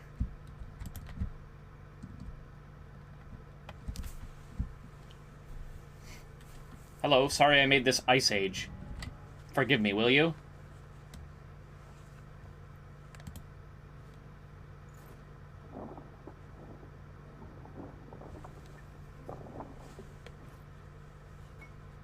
They brought him some tea, and he paid them. Thank you for the tea. I would also like logs, leaves, and something else. Away they went. A fragile porcelain cup, presently empty.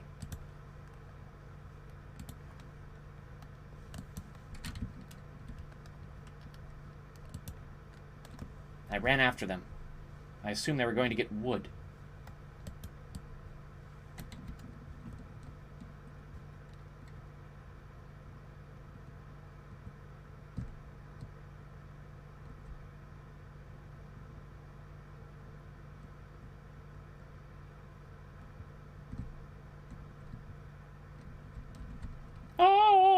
I found the platform where I used to sing in my younger days.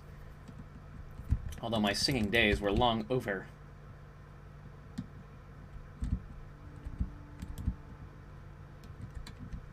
Perhaps I wasn't supposed to be here yet.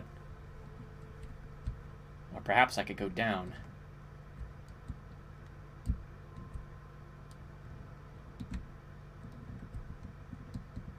No snow was too deep for me. A detective always detects. Rain, snow, sleet, or hail. Nothing can stop the detect.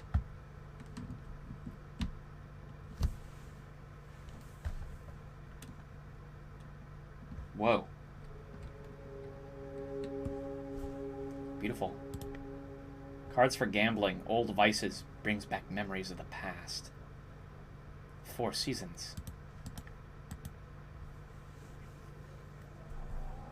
Oh, I started to remember. The bottle. An ever-present help in trouble.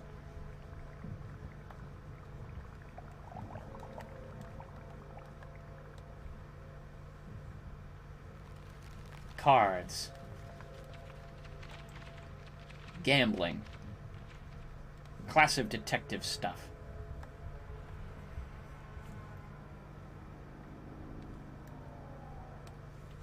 I shook my head clear. I knew I was not even in that time zone, or that time period. I was in the Edo period of feudal Japan. Gold coins that catch the eye. Not helpful. That is absolutely not true.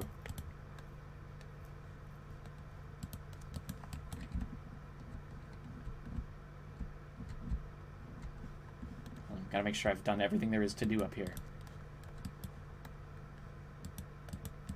Is he smoking a big one?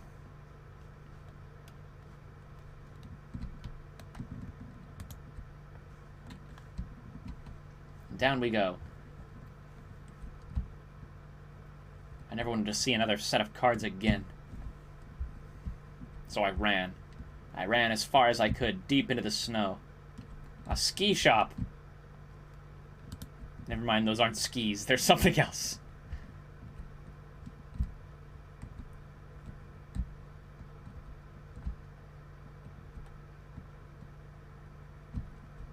Maybe this sign could point me in the right direction.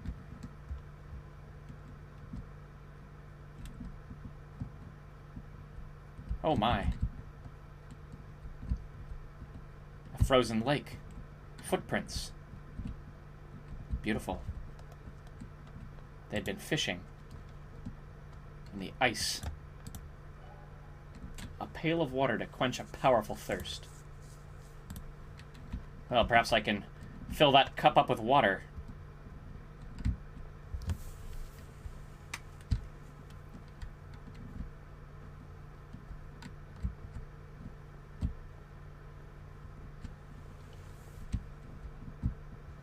Oh, can't go that way.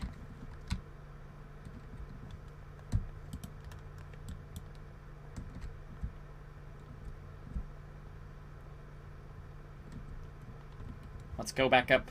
Let's see if we can fill that cup. What's this? Someone resting. Hello. You have a basket on your head, but you play very beautifully.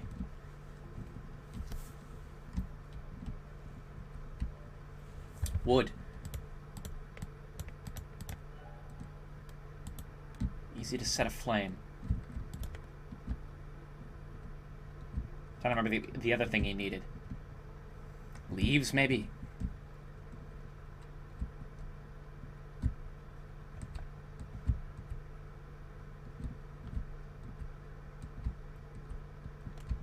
Well, let's go put down the things we have.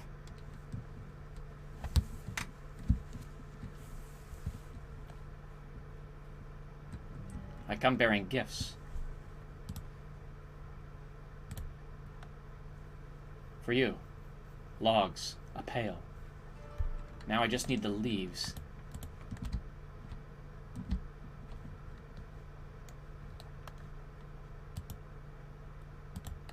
Can't go in there yet. Okay. Leaves. That we can get. If I know anything, it's where leaves are, and they're on bushes. Trust me, I'm an expert. I'm gonna follow the path. I think there's some things on the far left that we didn't see. Have to walk by the musician again. Gives me memories of the past. This is where we found the logs. Hello, my friend. Goodbye, my friend. I turn invisible when I walk by them.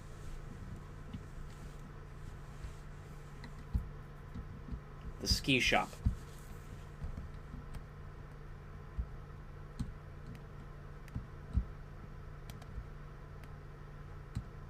And then down this way.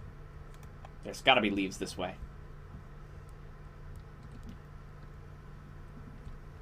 Of course. Oh my. A great war happened here. Old tools, well maintained. Small cup. Potions. Bottles. Tea leaves. I'm making tea. Don't mind if I do. Nothing like pillaging a cart.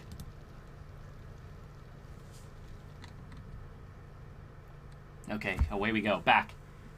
We just have to give him these leaves.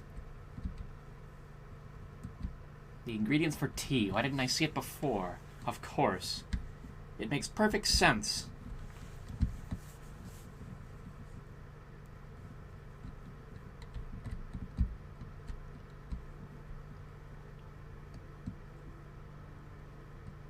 I think the flautist was gone.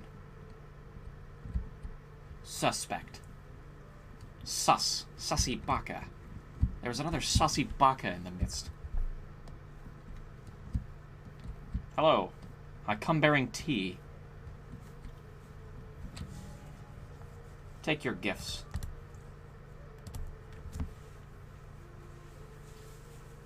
He doesn't question where these things showed up out of nowhere. And now I can journey inside and watch the tea being made.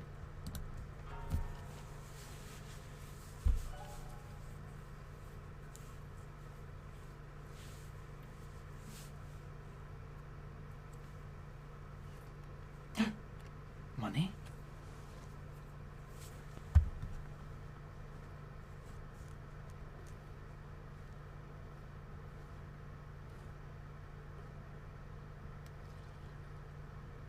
Oh, that's the flautist. Fragments of once precious possessions taken in lieu of unpaid taxes.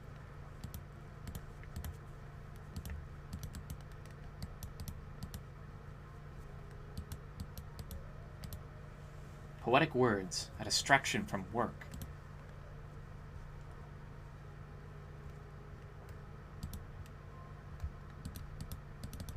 think I might just have to wait for the tea to get made.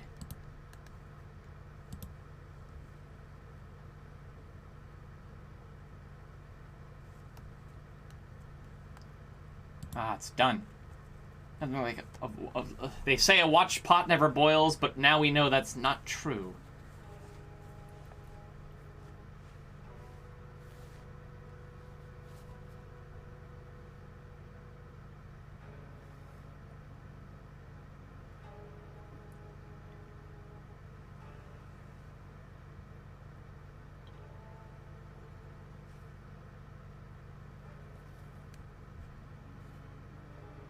Just a smidge of leaves.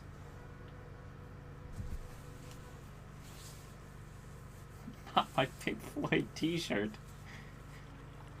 A little bit of boiled water. Stir. Now drink up. This is peyote.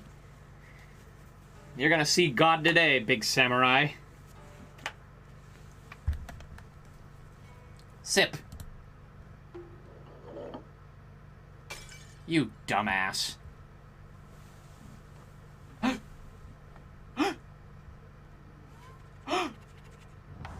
Oh! Assassination!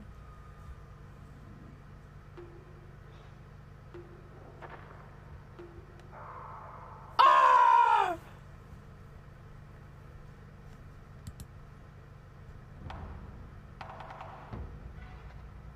He was in his flute the whole time.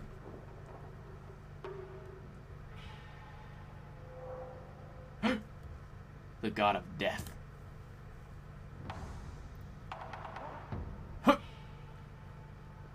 Now it's your time.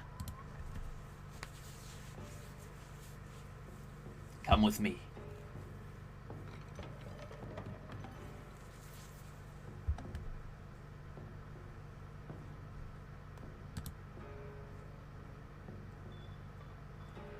He threw a few pennies into the pot.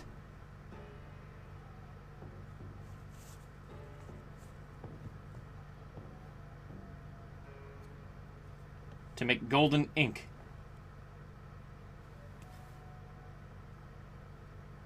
Then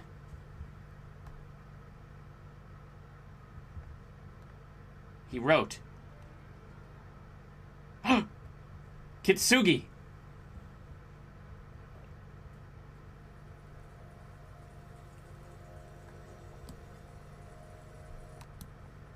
A broken offering tray, spots of blood washed clean by spring rains. Kitsugi. Hello, Jester Vexed.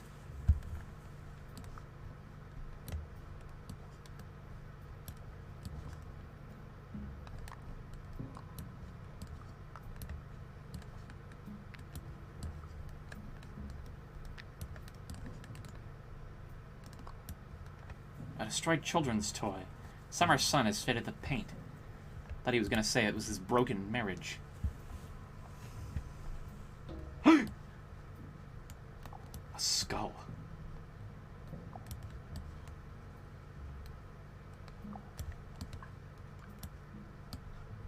And one gold tooth. A crushed skull, fragrant with autumn's decay.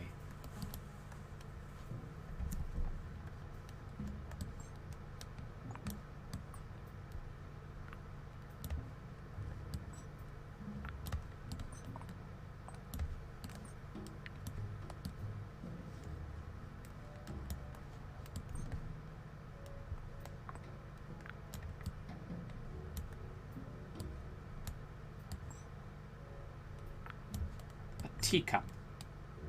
Cold with winter's chill. Shuttered ceremonial cup for discussions of peace over winter's tea. Ain't no peace anymore now that we killed the only guy. The spiral. For you, Death. Was I Death the whole time? He was gone. I took the offering.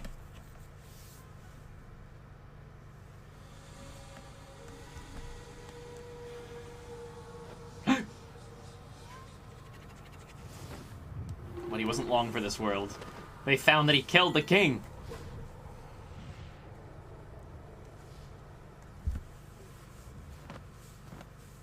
I was out. Just like that. But I kept the cup.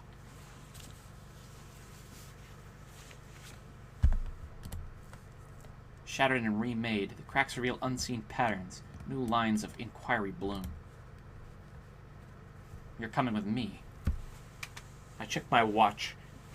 The murder was about to happen, so I got out of there as fast as I could. I gotta go put it on my murder shelf.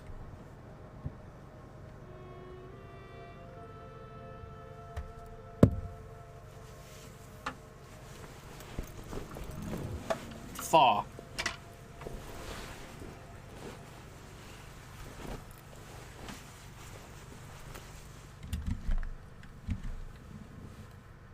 Where am I gonna put it? Right here. Bingo! A spiral. My guess is we're only missing one more spiral. The cracks of this cup suggest new lines of inquiry. We're trying to solve a murder. Looks like only one more clue. Investigation provides no new clues. Sound waves vibrate alluringly.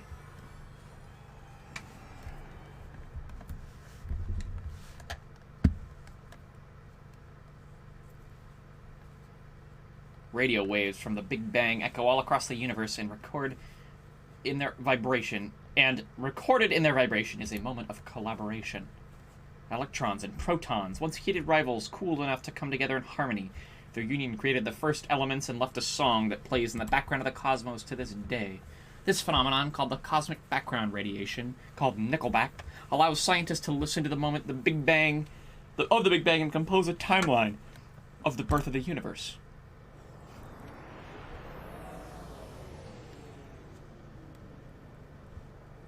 Bazinga.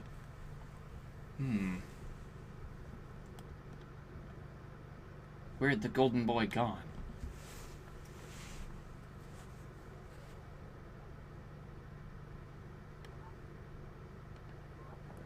I put the saxophone away, noticing that there was sine waves.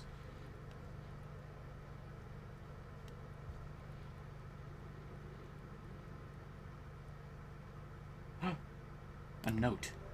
A beautiful saxophone note, low and sweet. A harmony.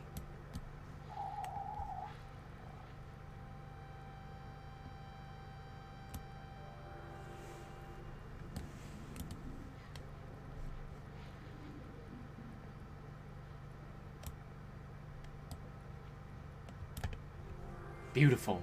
The lines of a bass. It was like jazz. It was all coming together like jazz. Improvisation. Curiously, quiet rock. While silent now, the future will prove fruitful. A future visit will prove fruitful. Interesting. I saw his constellation down there.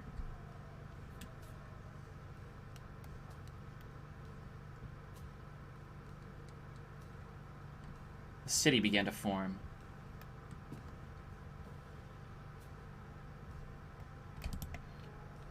A cat! That cat committed tax evasion. A shower. Everybody's daily lives. On display for the world to see. Hundreds of them, thousands of them. The Cotton Club. Even rats like the Cotton Club.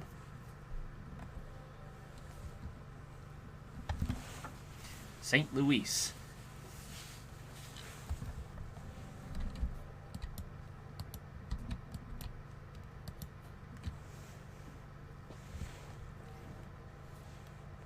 A stranger on a train.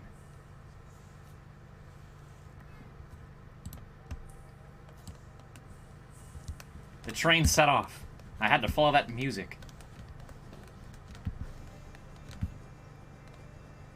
Away it went. Down the tracks.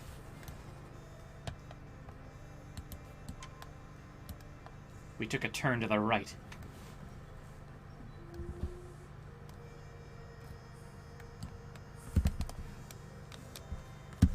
Hope Spider-Man doesn't save this train. Muggings in the street. That was New York for you. Everybody got off, including me.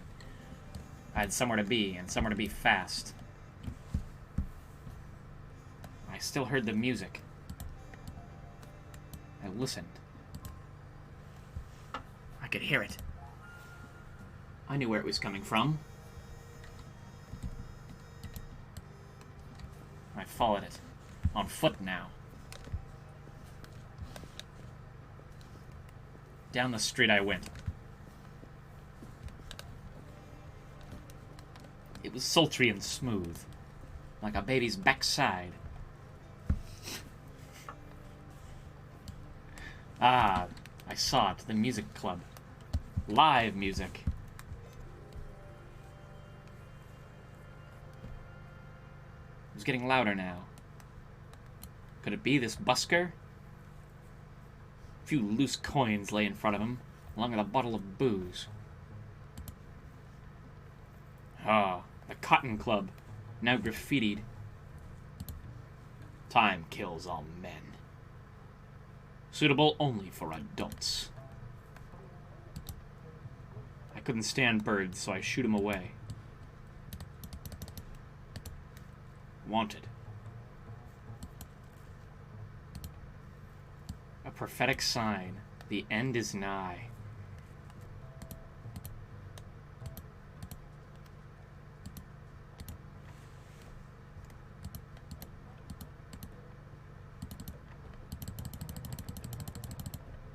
Of course, his music made the track bloom.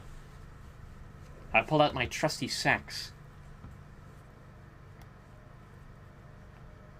It was him and I now. No one else.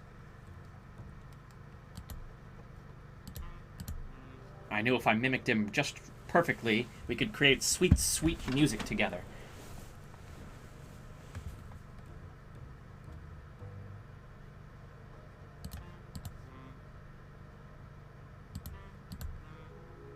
I got it wrong on the second try. It was fine, he was a forgiving beast.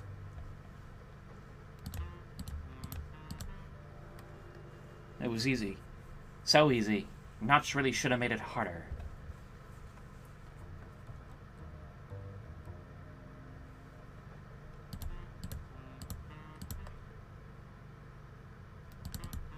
Shit! Clearly I wasn't very good at remembering things.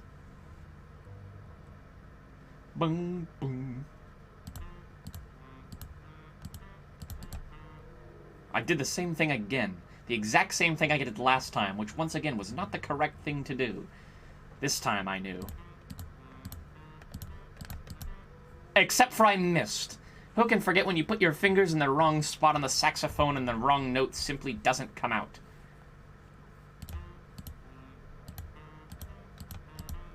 This time my aim was true. That's right, I wasn't an idiot.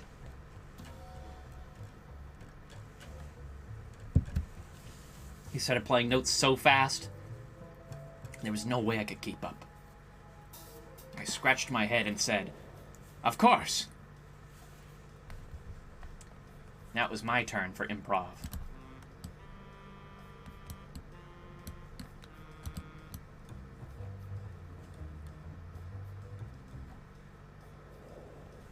He was making beautiful music out of what I gave him, that was for sure.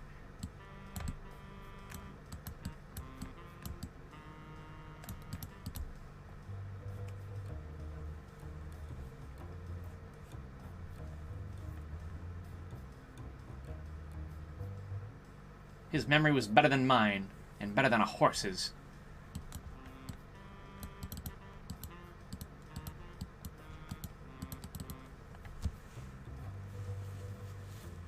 He was unstoppable. Nothing I could play could throw him off. He was the best damn bass player I'd ever seen. And he was here on the train station tracks. Shouldn't you be at a nightclub, sir?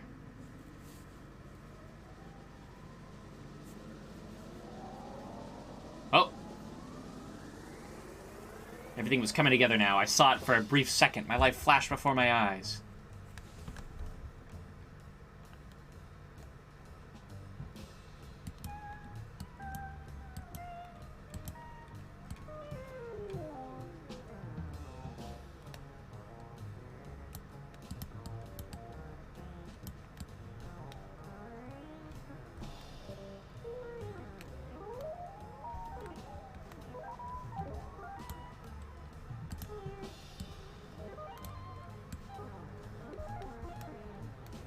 I was making sweet, sweet music to myself. I was wigging out.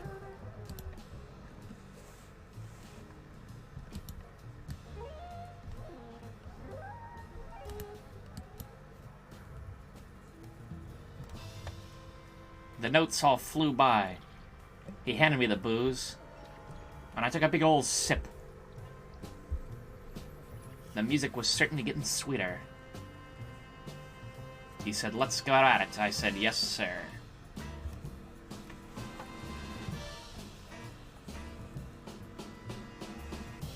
And just like that, it was off to the races. He became the very thing he swore to put an end to. A saxophonist.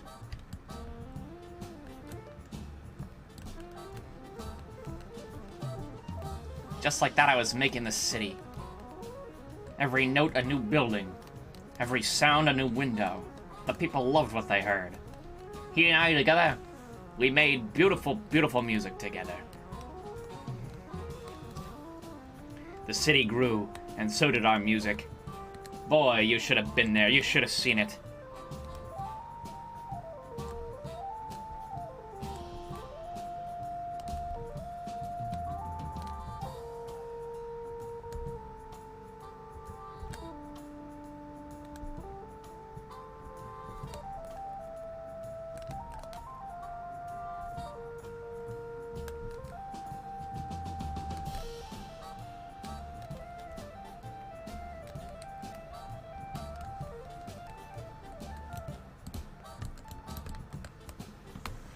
I had to move the train. His time had come. I made all the music I wanted to make. Those are the wanted men. Gunshots rang out. He was gone. His bass lay broken on the floor.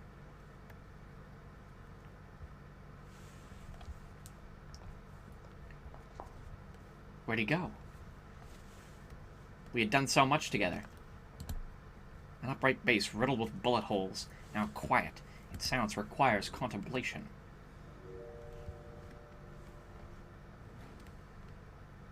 I could put the whole thing in my damn pocket, so I did. That's what I was bringing out of here.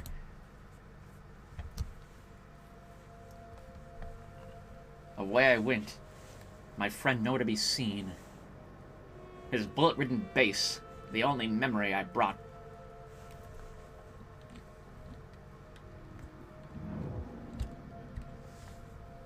I knew there wasn't long to go. I think I'd almost come to the bottom of this case.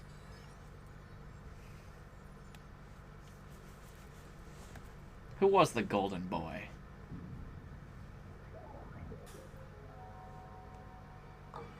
That's an awful lot of spirals. The bass still resonates.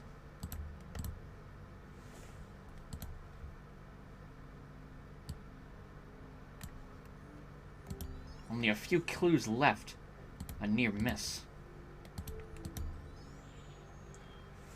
A rumor that goes nowhere.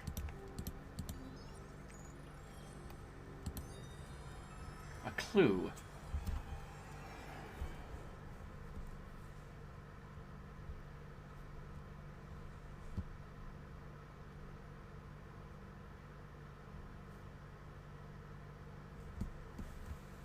Ancient Earth was barren, cold, lifeless, until a collision.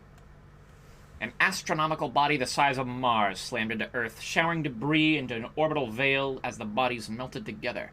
This union left Earth forever changed, now the moon, at 23.5-degree axial tilt, and pregnant with added mass. The planet had become fertile for the evolution of life. Their destructive collision has made Though destructive, collision has made Earth a rare home from which to gaze at the stars and study the movement of celestial bodies, both past and present.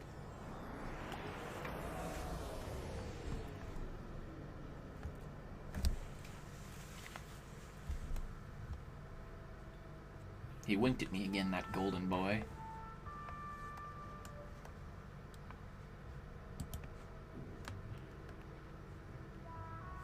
So I threw rocks at him, as I'd done many times before. Yeet! I said as I threw the rock. Oh! It came right back around and hit me. I began to fall through the stars. Faster and faster now, until... in a cloud of smoke, I landed on the ground. Where was I? Where had I been?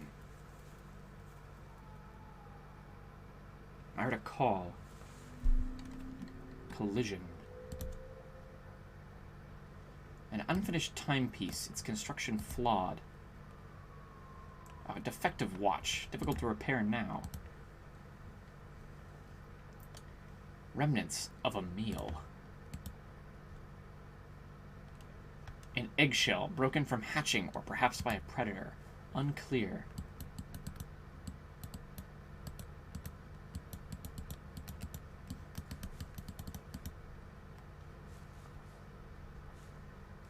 Debris from a late-night dinner at the Hopper. A kiss of death. An all-hours diner. Oh, it's bringing back memories now. It hurts to think about.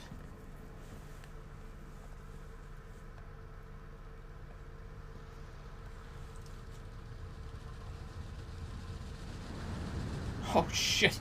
The asteroid hit, that's for damn sure.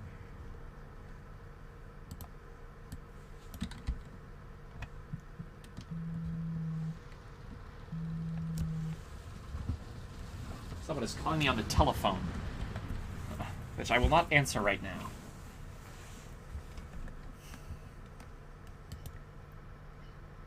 I was falling everywhere. The asteroids just kept hitting. I kept running. The Hopper. What did it all mean? The napkin. Another asteroid. Collision.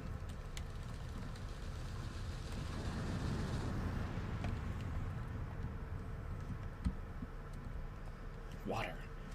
Life was being formed around me. Miss Mass. Another asteroid. It was beautiful, although destructive. The moon.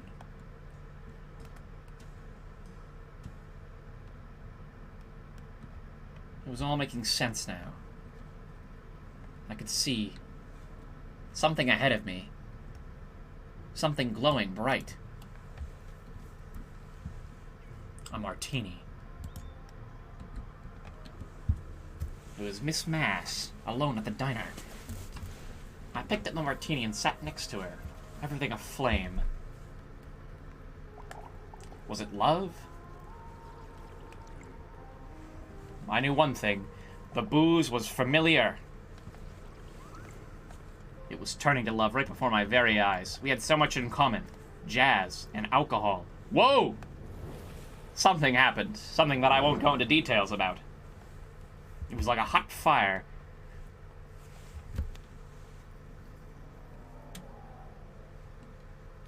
I tossed the martini glass on the frowned and lay down for a quick snoozer-doodle-doo. As time went on, the Earth began to cool. The flames subsided. The crater's still there. And then aliens landed. Rockets. They started building. They built me away. I was sealed away. The Hopper. One of the matches was missing. I lit a match. I could see my way in the dark now. How'd I get here? Did I take a nap for really that long? Shit. The lights turned on. Uh-oh. I was in a rocket tunnel.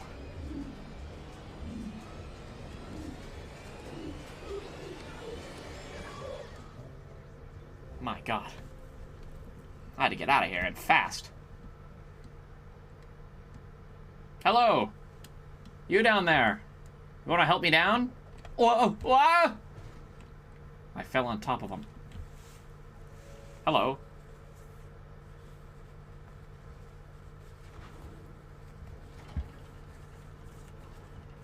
They gently let me down the lift.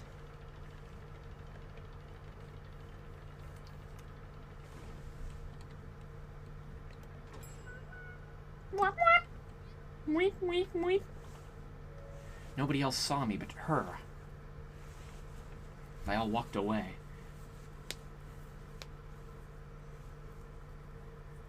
My outline returned. Don't mind me, ma'am. I'm just an intergalactic detective from another dimension. A rabbit was there. The Hopper. She was a nurse. And also a rocket scientist. She was a rocket scientist doctor. Oh, it's like a particle accelerator. My God. Of course.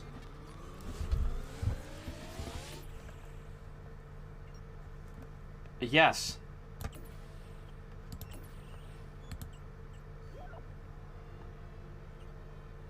Of course. Failed. Maybe next time. Parts salvaged from ancient technology, repurposed to monitor particle collisions. I tipped it over because I was a klutz. You dumbass! My particle accelerator!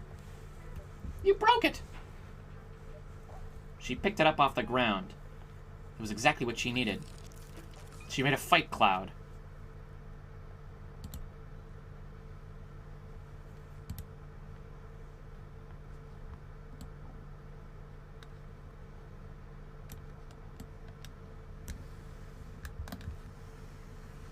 With this technology, I could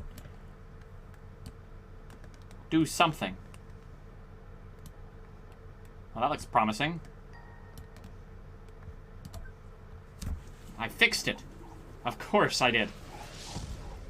Now the particle accelerator was perfect.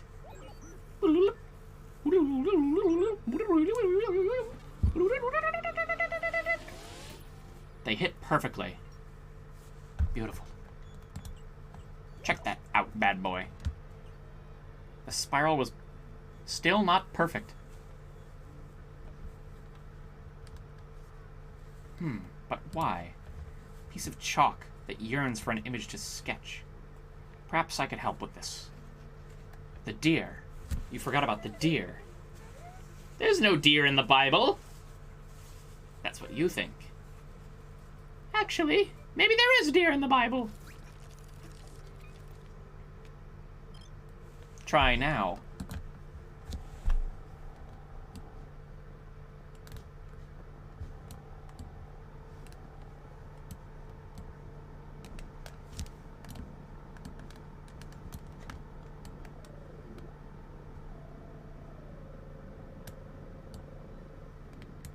There we go.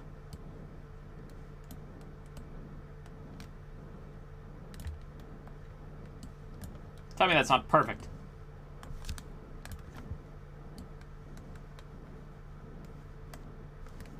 That is the perfect line, and you can't tell me otherwise.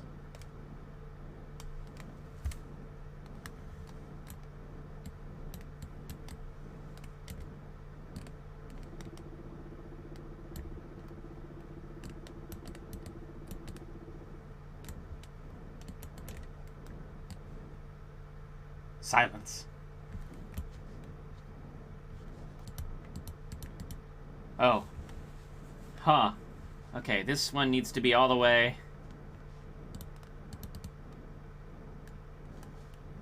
to the left.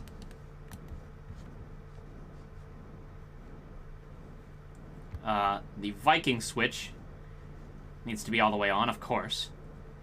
The squiggle dial needs to be there. Wait, no. Here. I'm a physicist. What is this? Oh, that's that one. That one needs to be to the left. Got it. That needs to be in the center.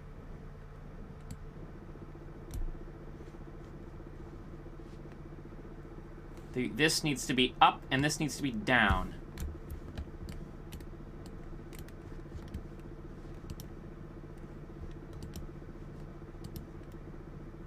What else am I missing?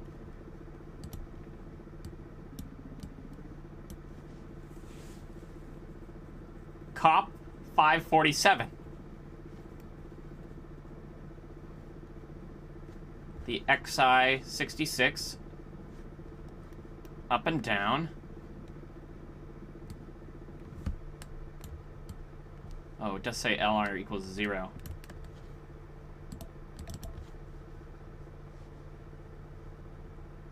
Viking and squiggle dials. Okay. This needs to be all the way, which it is. That needs to be turned all the way, which it is. The cop 547, that needs to be, oh, maybe that's, I did it too far. It needs to be here. Of course! Physics!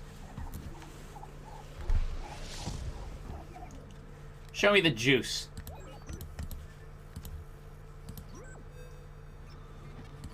Bruh.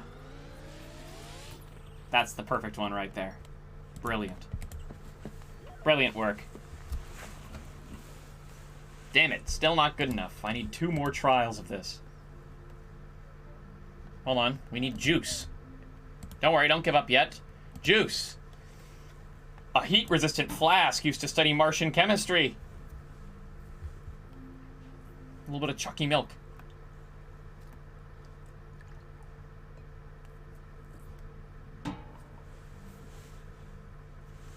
Use it. Don't drink it!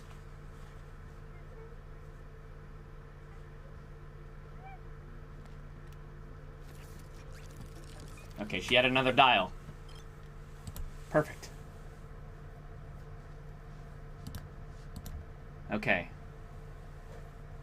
So, on the COP 547,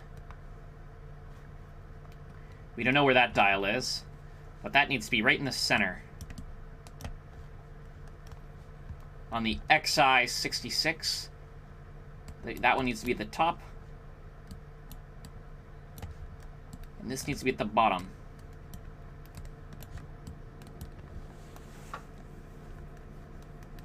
On the JE 801, we don't know where it needs to be.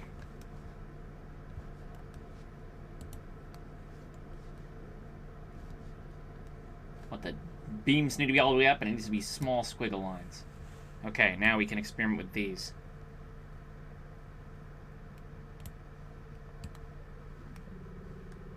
Well, that's looking pretty good.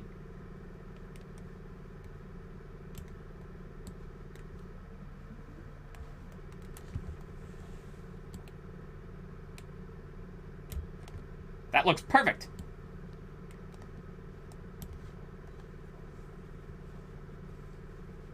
Two unknown variables. That's too many variables.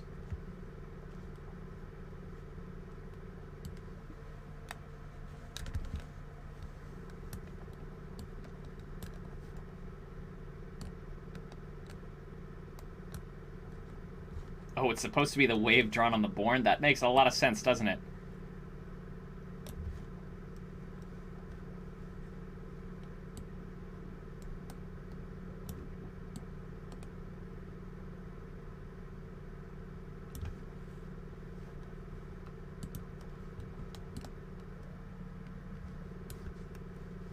Needs a little bit of sparkle to it. Just a smidge.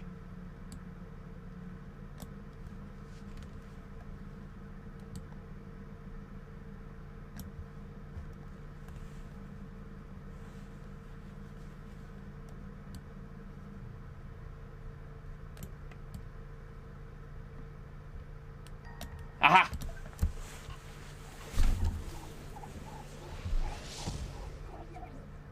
Of course. Only 2 more of these.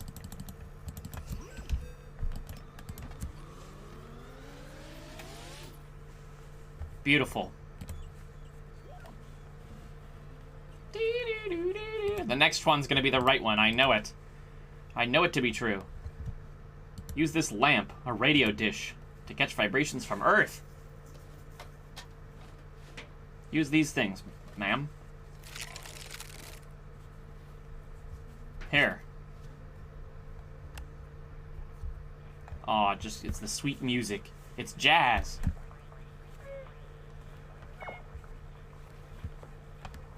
That music inspired her. Alright, final one.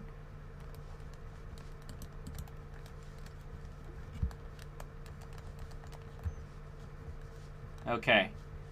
Viking, all the way to the right. And those squiggles. The cop. This is in the middle.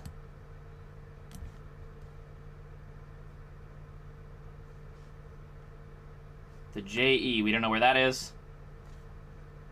Oh, this new thing. We don't know those buttons or those. Oh god. There's a lot of options here.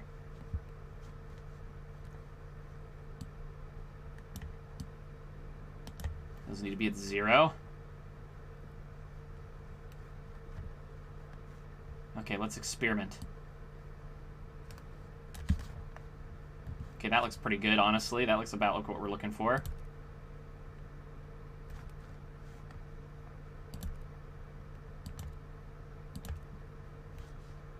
Okay, that looks like about what we're looking for. Done. Simple.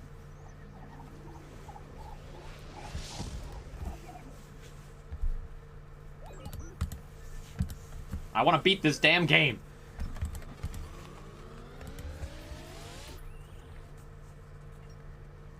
Perfect.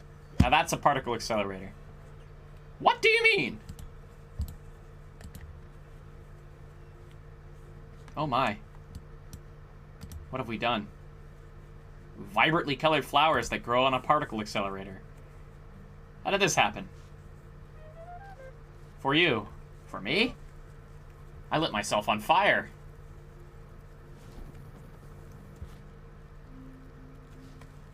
I lit the flowers on fire. Oh, shit. Smoke the ganja. That was all she needed to be inspired. This is it.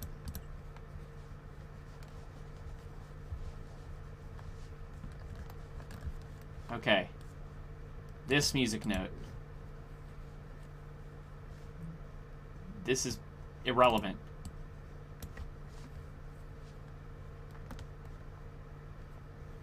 These need to be at 0.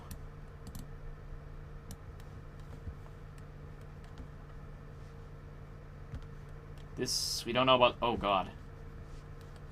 What is this? The M20D? We literally have no idea. Okay, we're trying to get big spirals. What about, the Cop 547? All we know is that this needs to be in the middle.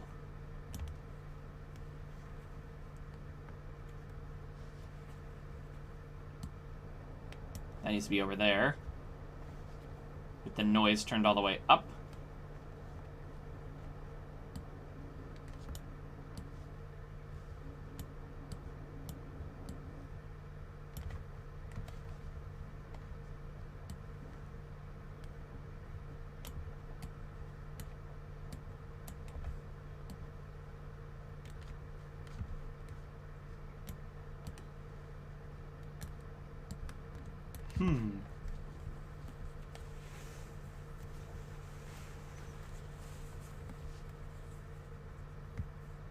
Okay, we don't know where this is.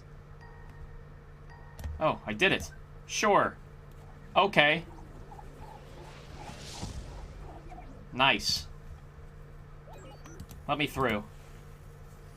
Let me through. Perfect. What the heck do you mean? Ah! We made it. We made a black hole or something. We did it. Goodbye. It was all you. I had nothing to do with it. She left her book. The Last Artifact. Dr. Alice Bowman. She figured out the Big Bang. But she said, who is this 1950s guy? Why is he here? Why does he know about the deer? The spiral. Oops. So I read the book. It was riveting. Better than Harry Potter 4. I looked to the left and saw the spiral. It shattered into a bunch of pieces. I took a drag of my cigarette. Never mind, I flicked my cigarette into it. Oh god, I had to rebuild it. From scratch. Why did I break it if I was just gonna build it again? Some people ask. Others answer. Me, I was an asker. It was made of cigarettes. All the cigarettes I'd smoked in my life coming to haunt me. It was perfect.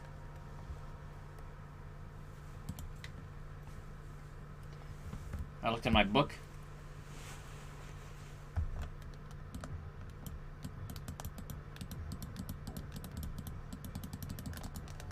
It lit up beautifully. Wow, now that's a spiral. Dear Diary, I saw Space Jazz Man today. He smoked some particle accelerator flowers and then made a radio. Look what I made, lady.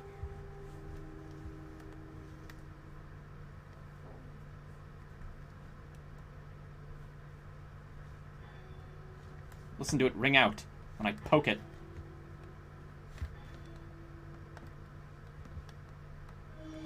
Whoa! Oops, who can forget when I destroyed the universe? My bad.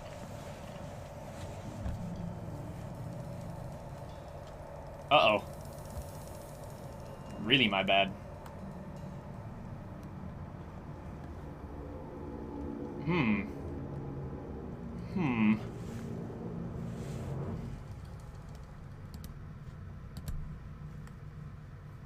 Heavy in the hand.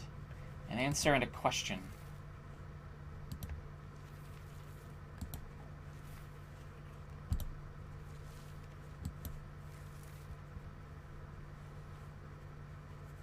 Let's get the hell out of here. We have a murder to solve. We've done far too much dicking around in space.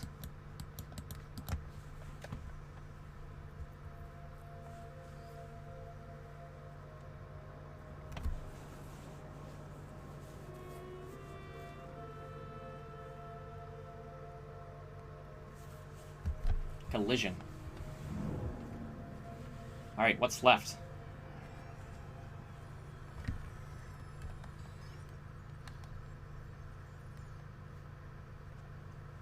Let's put the book on the shelves.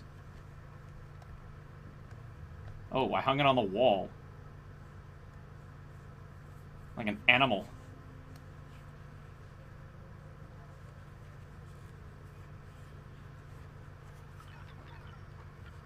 Oh, the spirals. They are moving. Of course.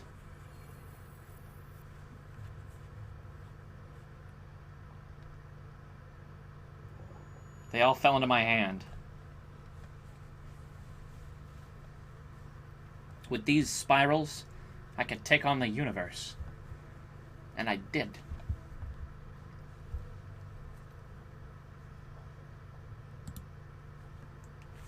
Alright. Time for the final clue. A long gravitational wave.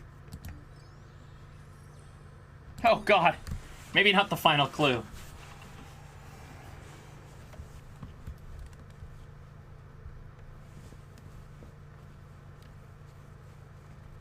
The Kardashev scale describes 3 stages of a civilization's development. The Type 1 civilization utilizes all the energy on its home planet, not yet capable of considering other worlds to draw from. The power is minuscule compared to the Type 2 civilization, which looks beyond itself to bask in all the radiant heat emitted from the star that it orbits. Lastly, the godlike Type 3 civilization harnesses the entire energy output of its home galaxy by tossing matter into the supermassive black hole at the collective core. To reach one's full potential, a bit of sacrifice is required, it seems. Away.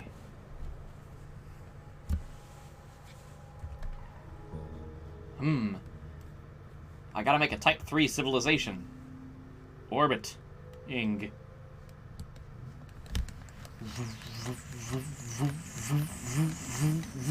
Harnessing the power of the sun. That's simple, folks. Oh my god.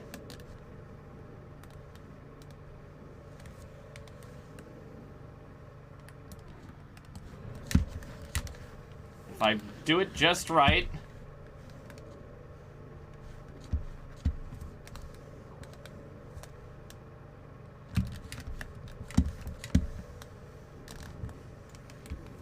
Hold on.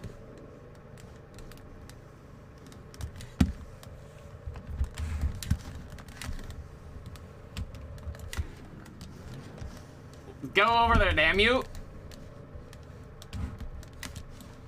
Give the Earth the power! Give the Earth the power!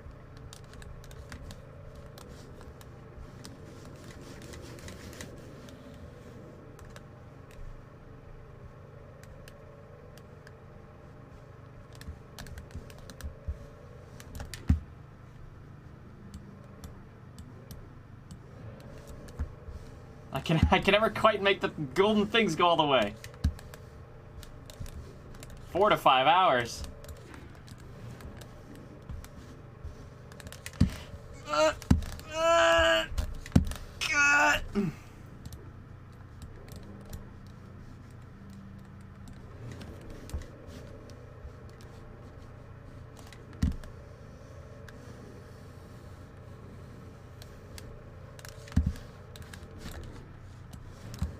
We're just gonna stare at the sun, trying to give energy to the sun, the Earth forever.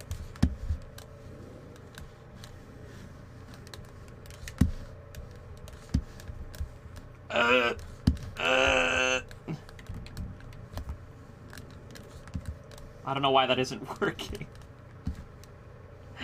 I don't know what.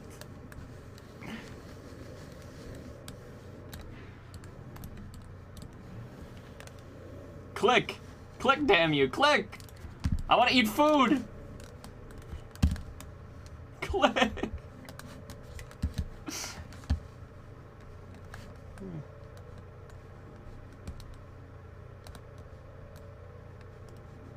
I wish I knew how it was controlled too. Doesn't make any sense. I'm just moving my mouse around.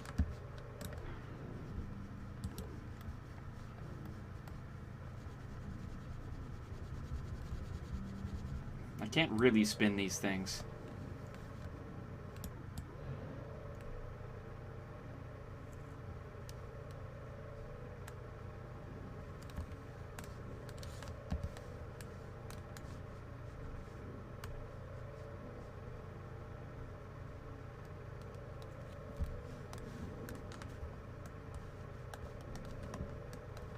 Oh, line them up just right so the sun's in the middle.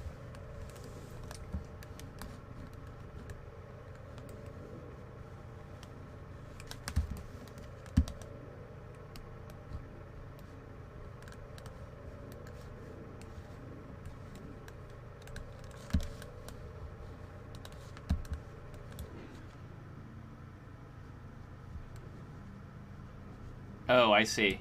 Like that. Perhaps.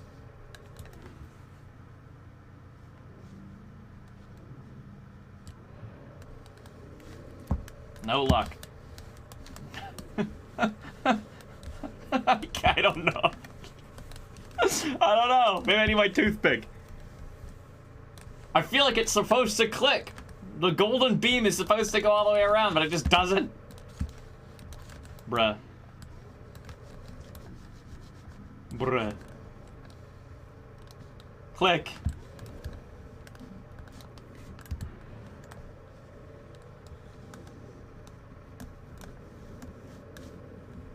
I'm just moving my mouse sort of around. That is really as far as I can bring the golden lights to go. This is where the 4 to 5 hours come from, right here. This one part.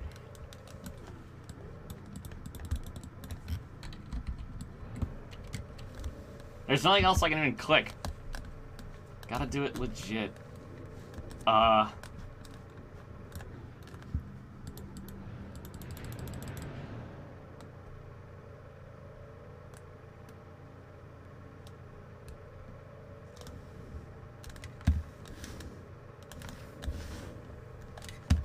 Riveting gameplay here. Riveting gameplay.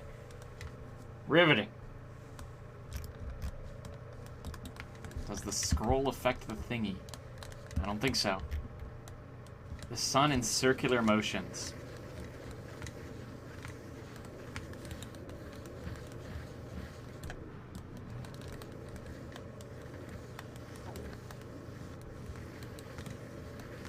Ooh, beautiful.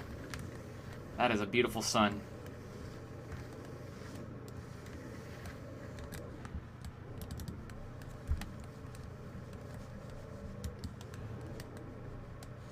Great. Great. I think it's broken. I think it's broken.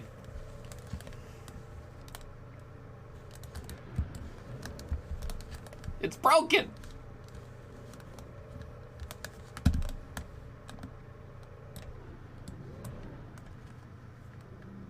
Hold on.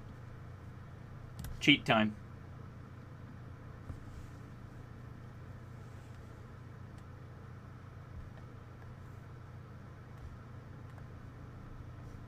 Well, that walkthrough, very helpful. I think it's broken. I think it's actually broken. Like I broke the game. I think I'm supposed to push it there, and they're supposed to click. Maybe if I turn my mouse sensitivity up. Cursor speed 2. Oh yeah. And maybe if I push really hard.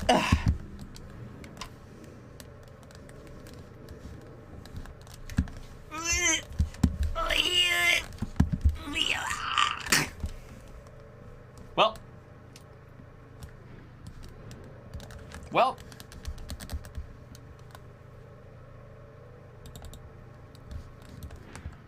Oh, I'm still in part 1.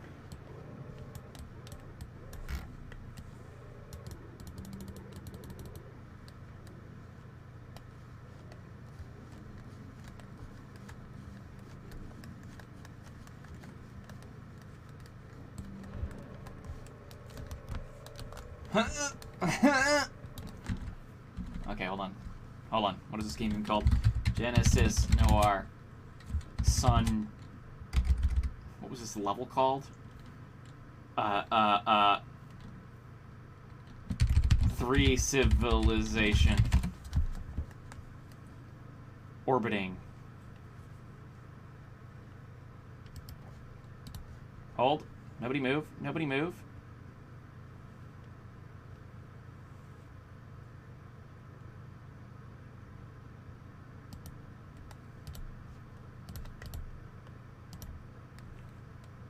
Okay, hold on. I think I found it. Now let's see what they do.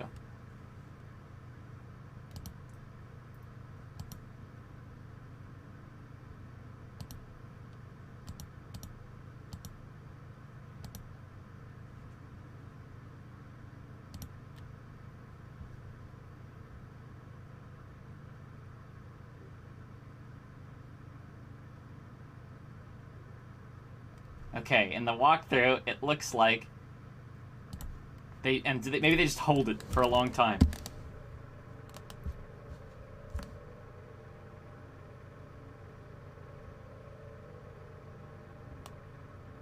In the walkthrough I watched, they were doing this, and then suddenly it just started going to the next part. I think I broke it. I think it's broken. And theirs, it doesn't click either. It like zips for a while, and then it. I think it's actually broken. I think broken game. Well, great. What a great time for me to go eat food. Great. Broken game. Oh, oops. Remember when I was a Noir guy? Not anymore. Wait. Hold on, I'll wait. If I release it when full, it just goes back. I can't even fill up all the way. It's... Drag the sun itself in circles. I can't control the sun. Like that, it just controls the whole thing, kind of like that. Yeah, I'm pretty sure it's broken. I looked at, like, I literally looked at somebody doing it, and they got to this part, and stuff just started coming out. So, what a broken, what a day, what a day, what a day, what a dime, what a day, another dollar. Well, I'm gonna go eat food. Perhaps off screen I will restart it and see if I can't fix it. If not, boy, we got to this great unsatisfying ending of the sun being stuck here forever. Anyway, dinner time for Bonzo, the sequel to Ronald Reagan's hit movie, Bedtime for Bonzo. Have a fun Monday. I'll probably be back tomorrow or the next day. I'm gonna be doing some more Undertale. And some other things. See y'all. Have a nice night. Enjoy your food. It's like I always say, if you can't end a game, end yourself.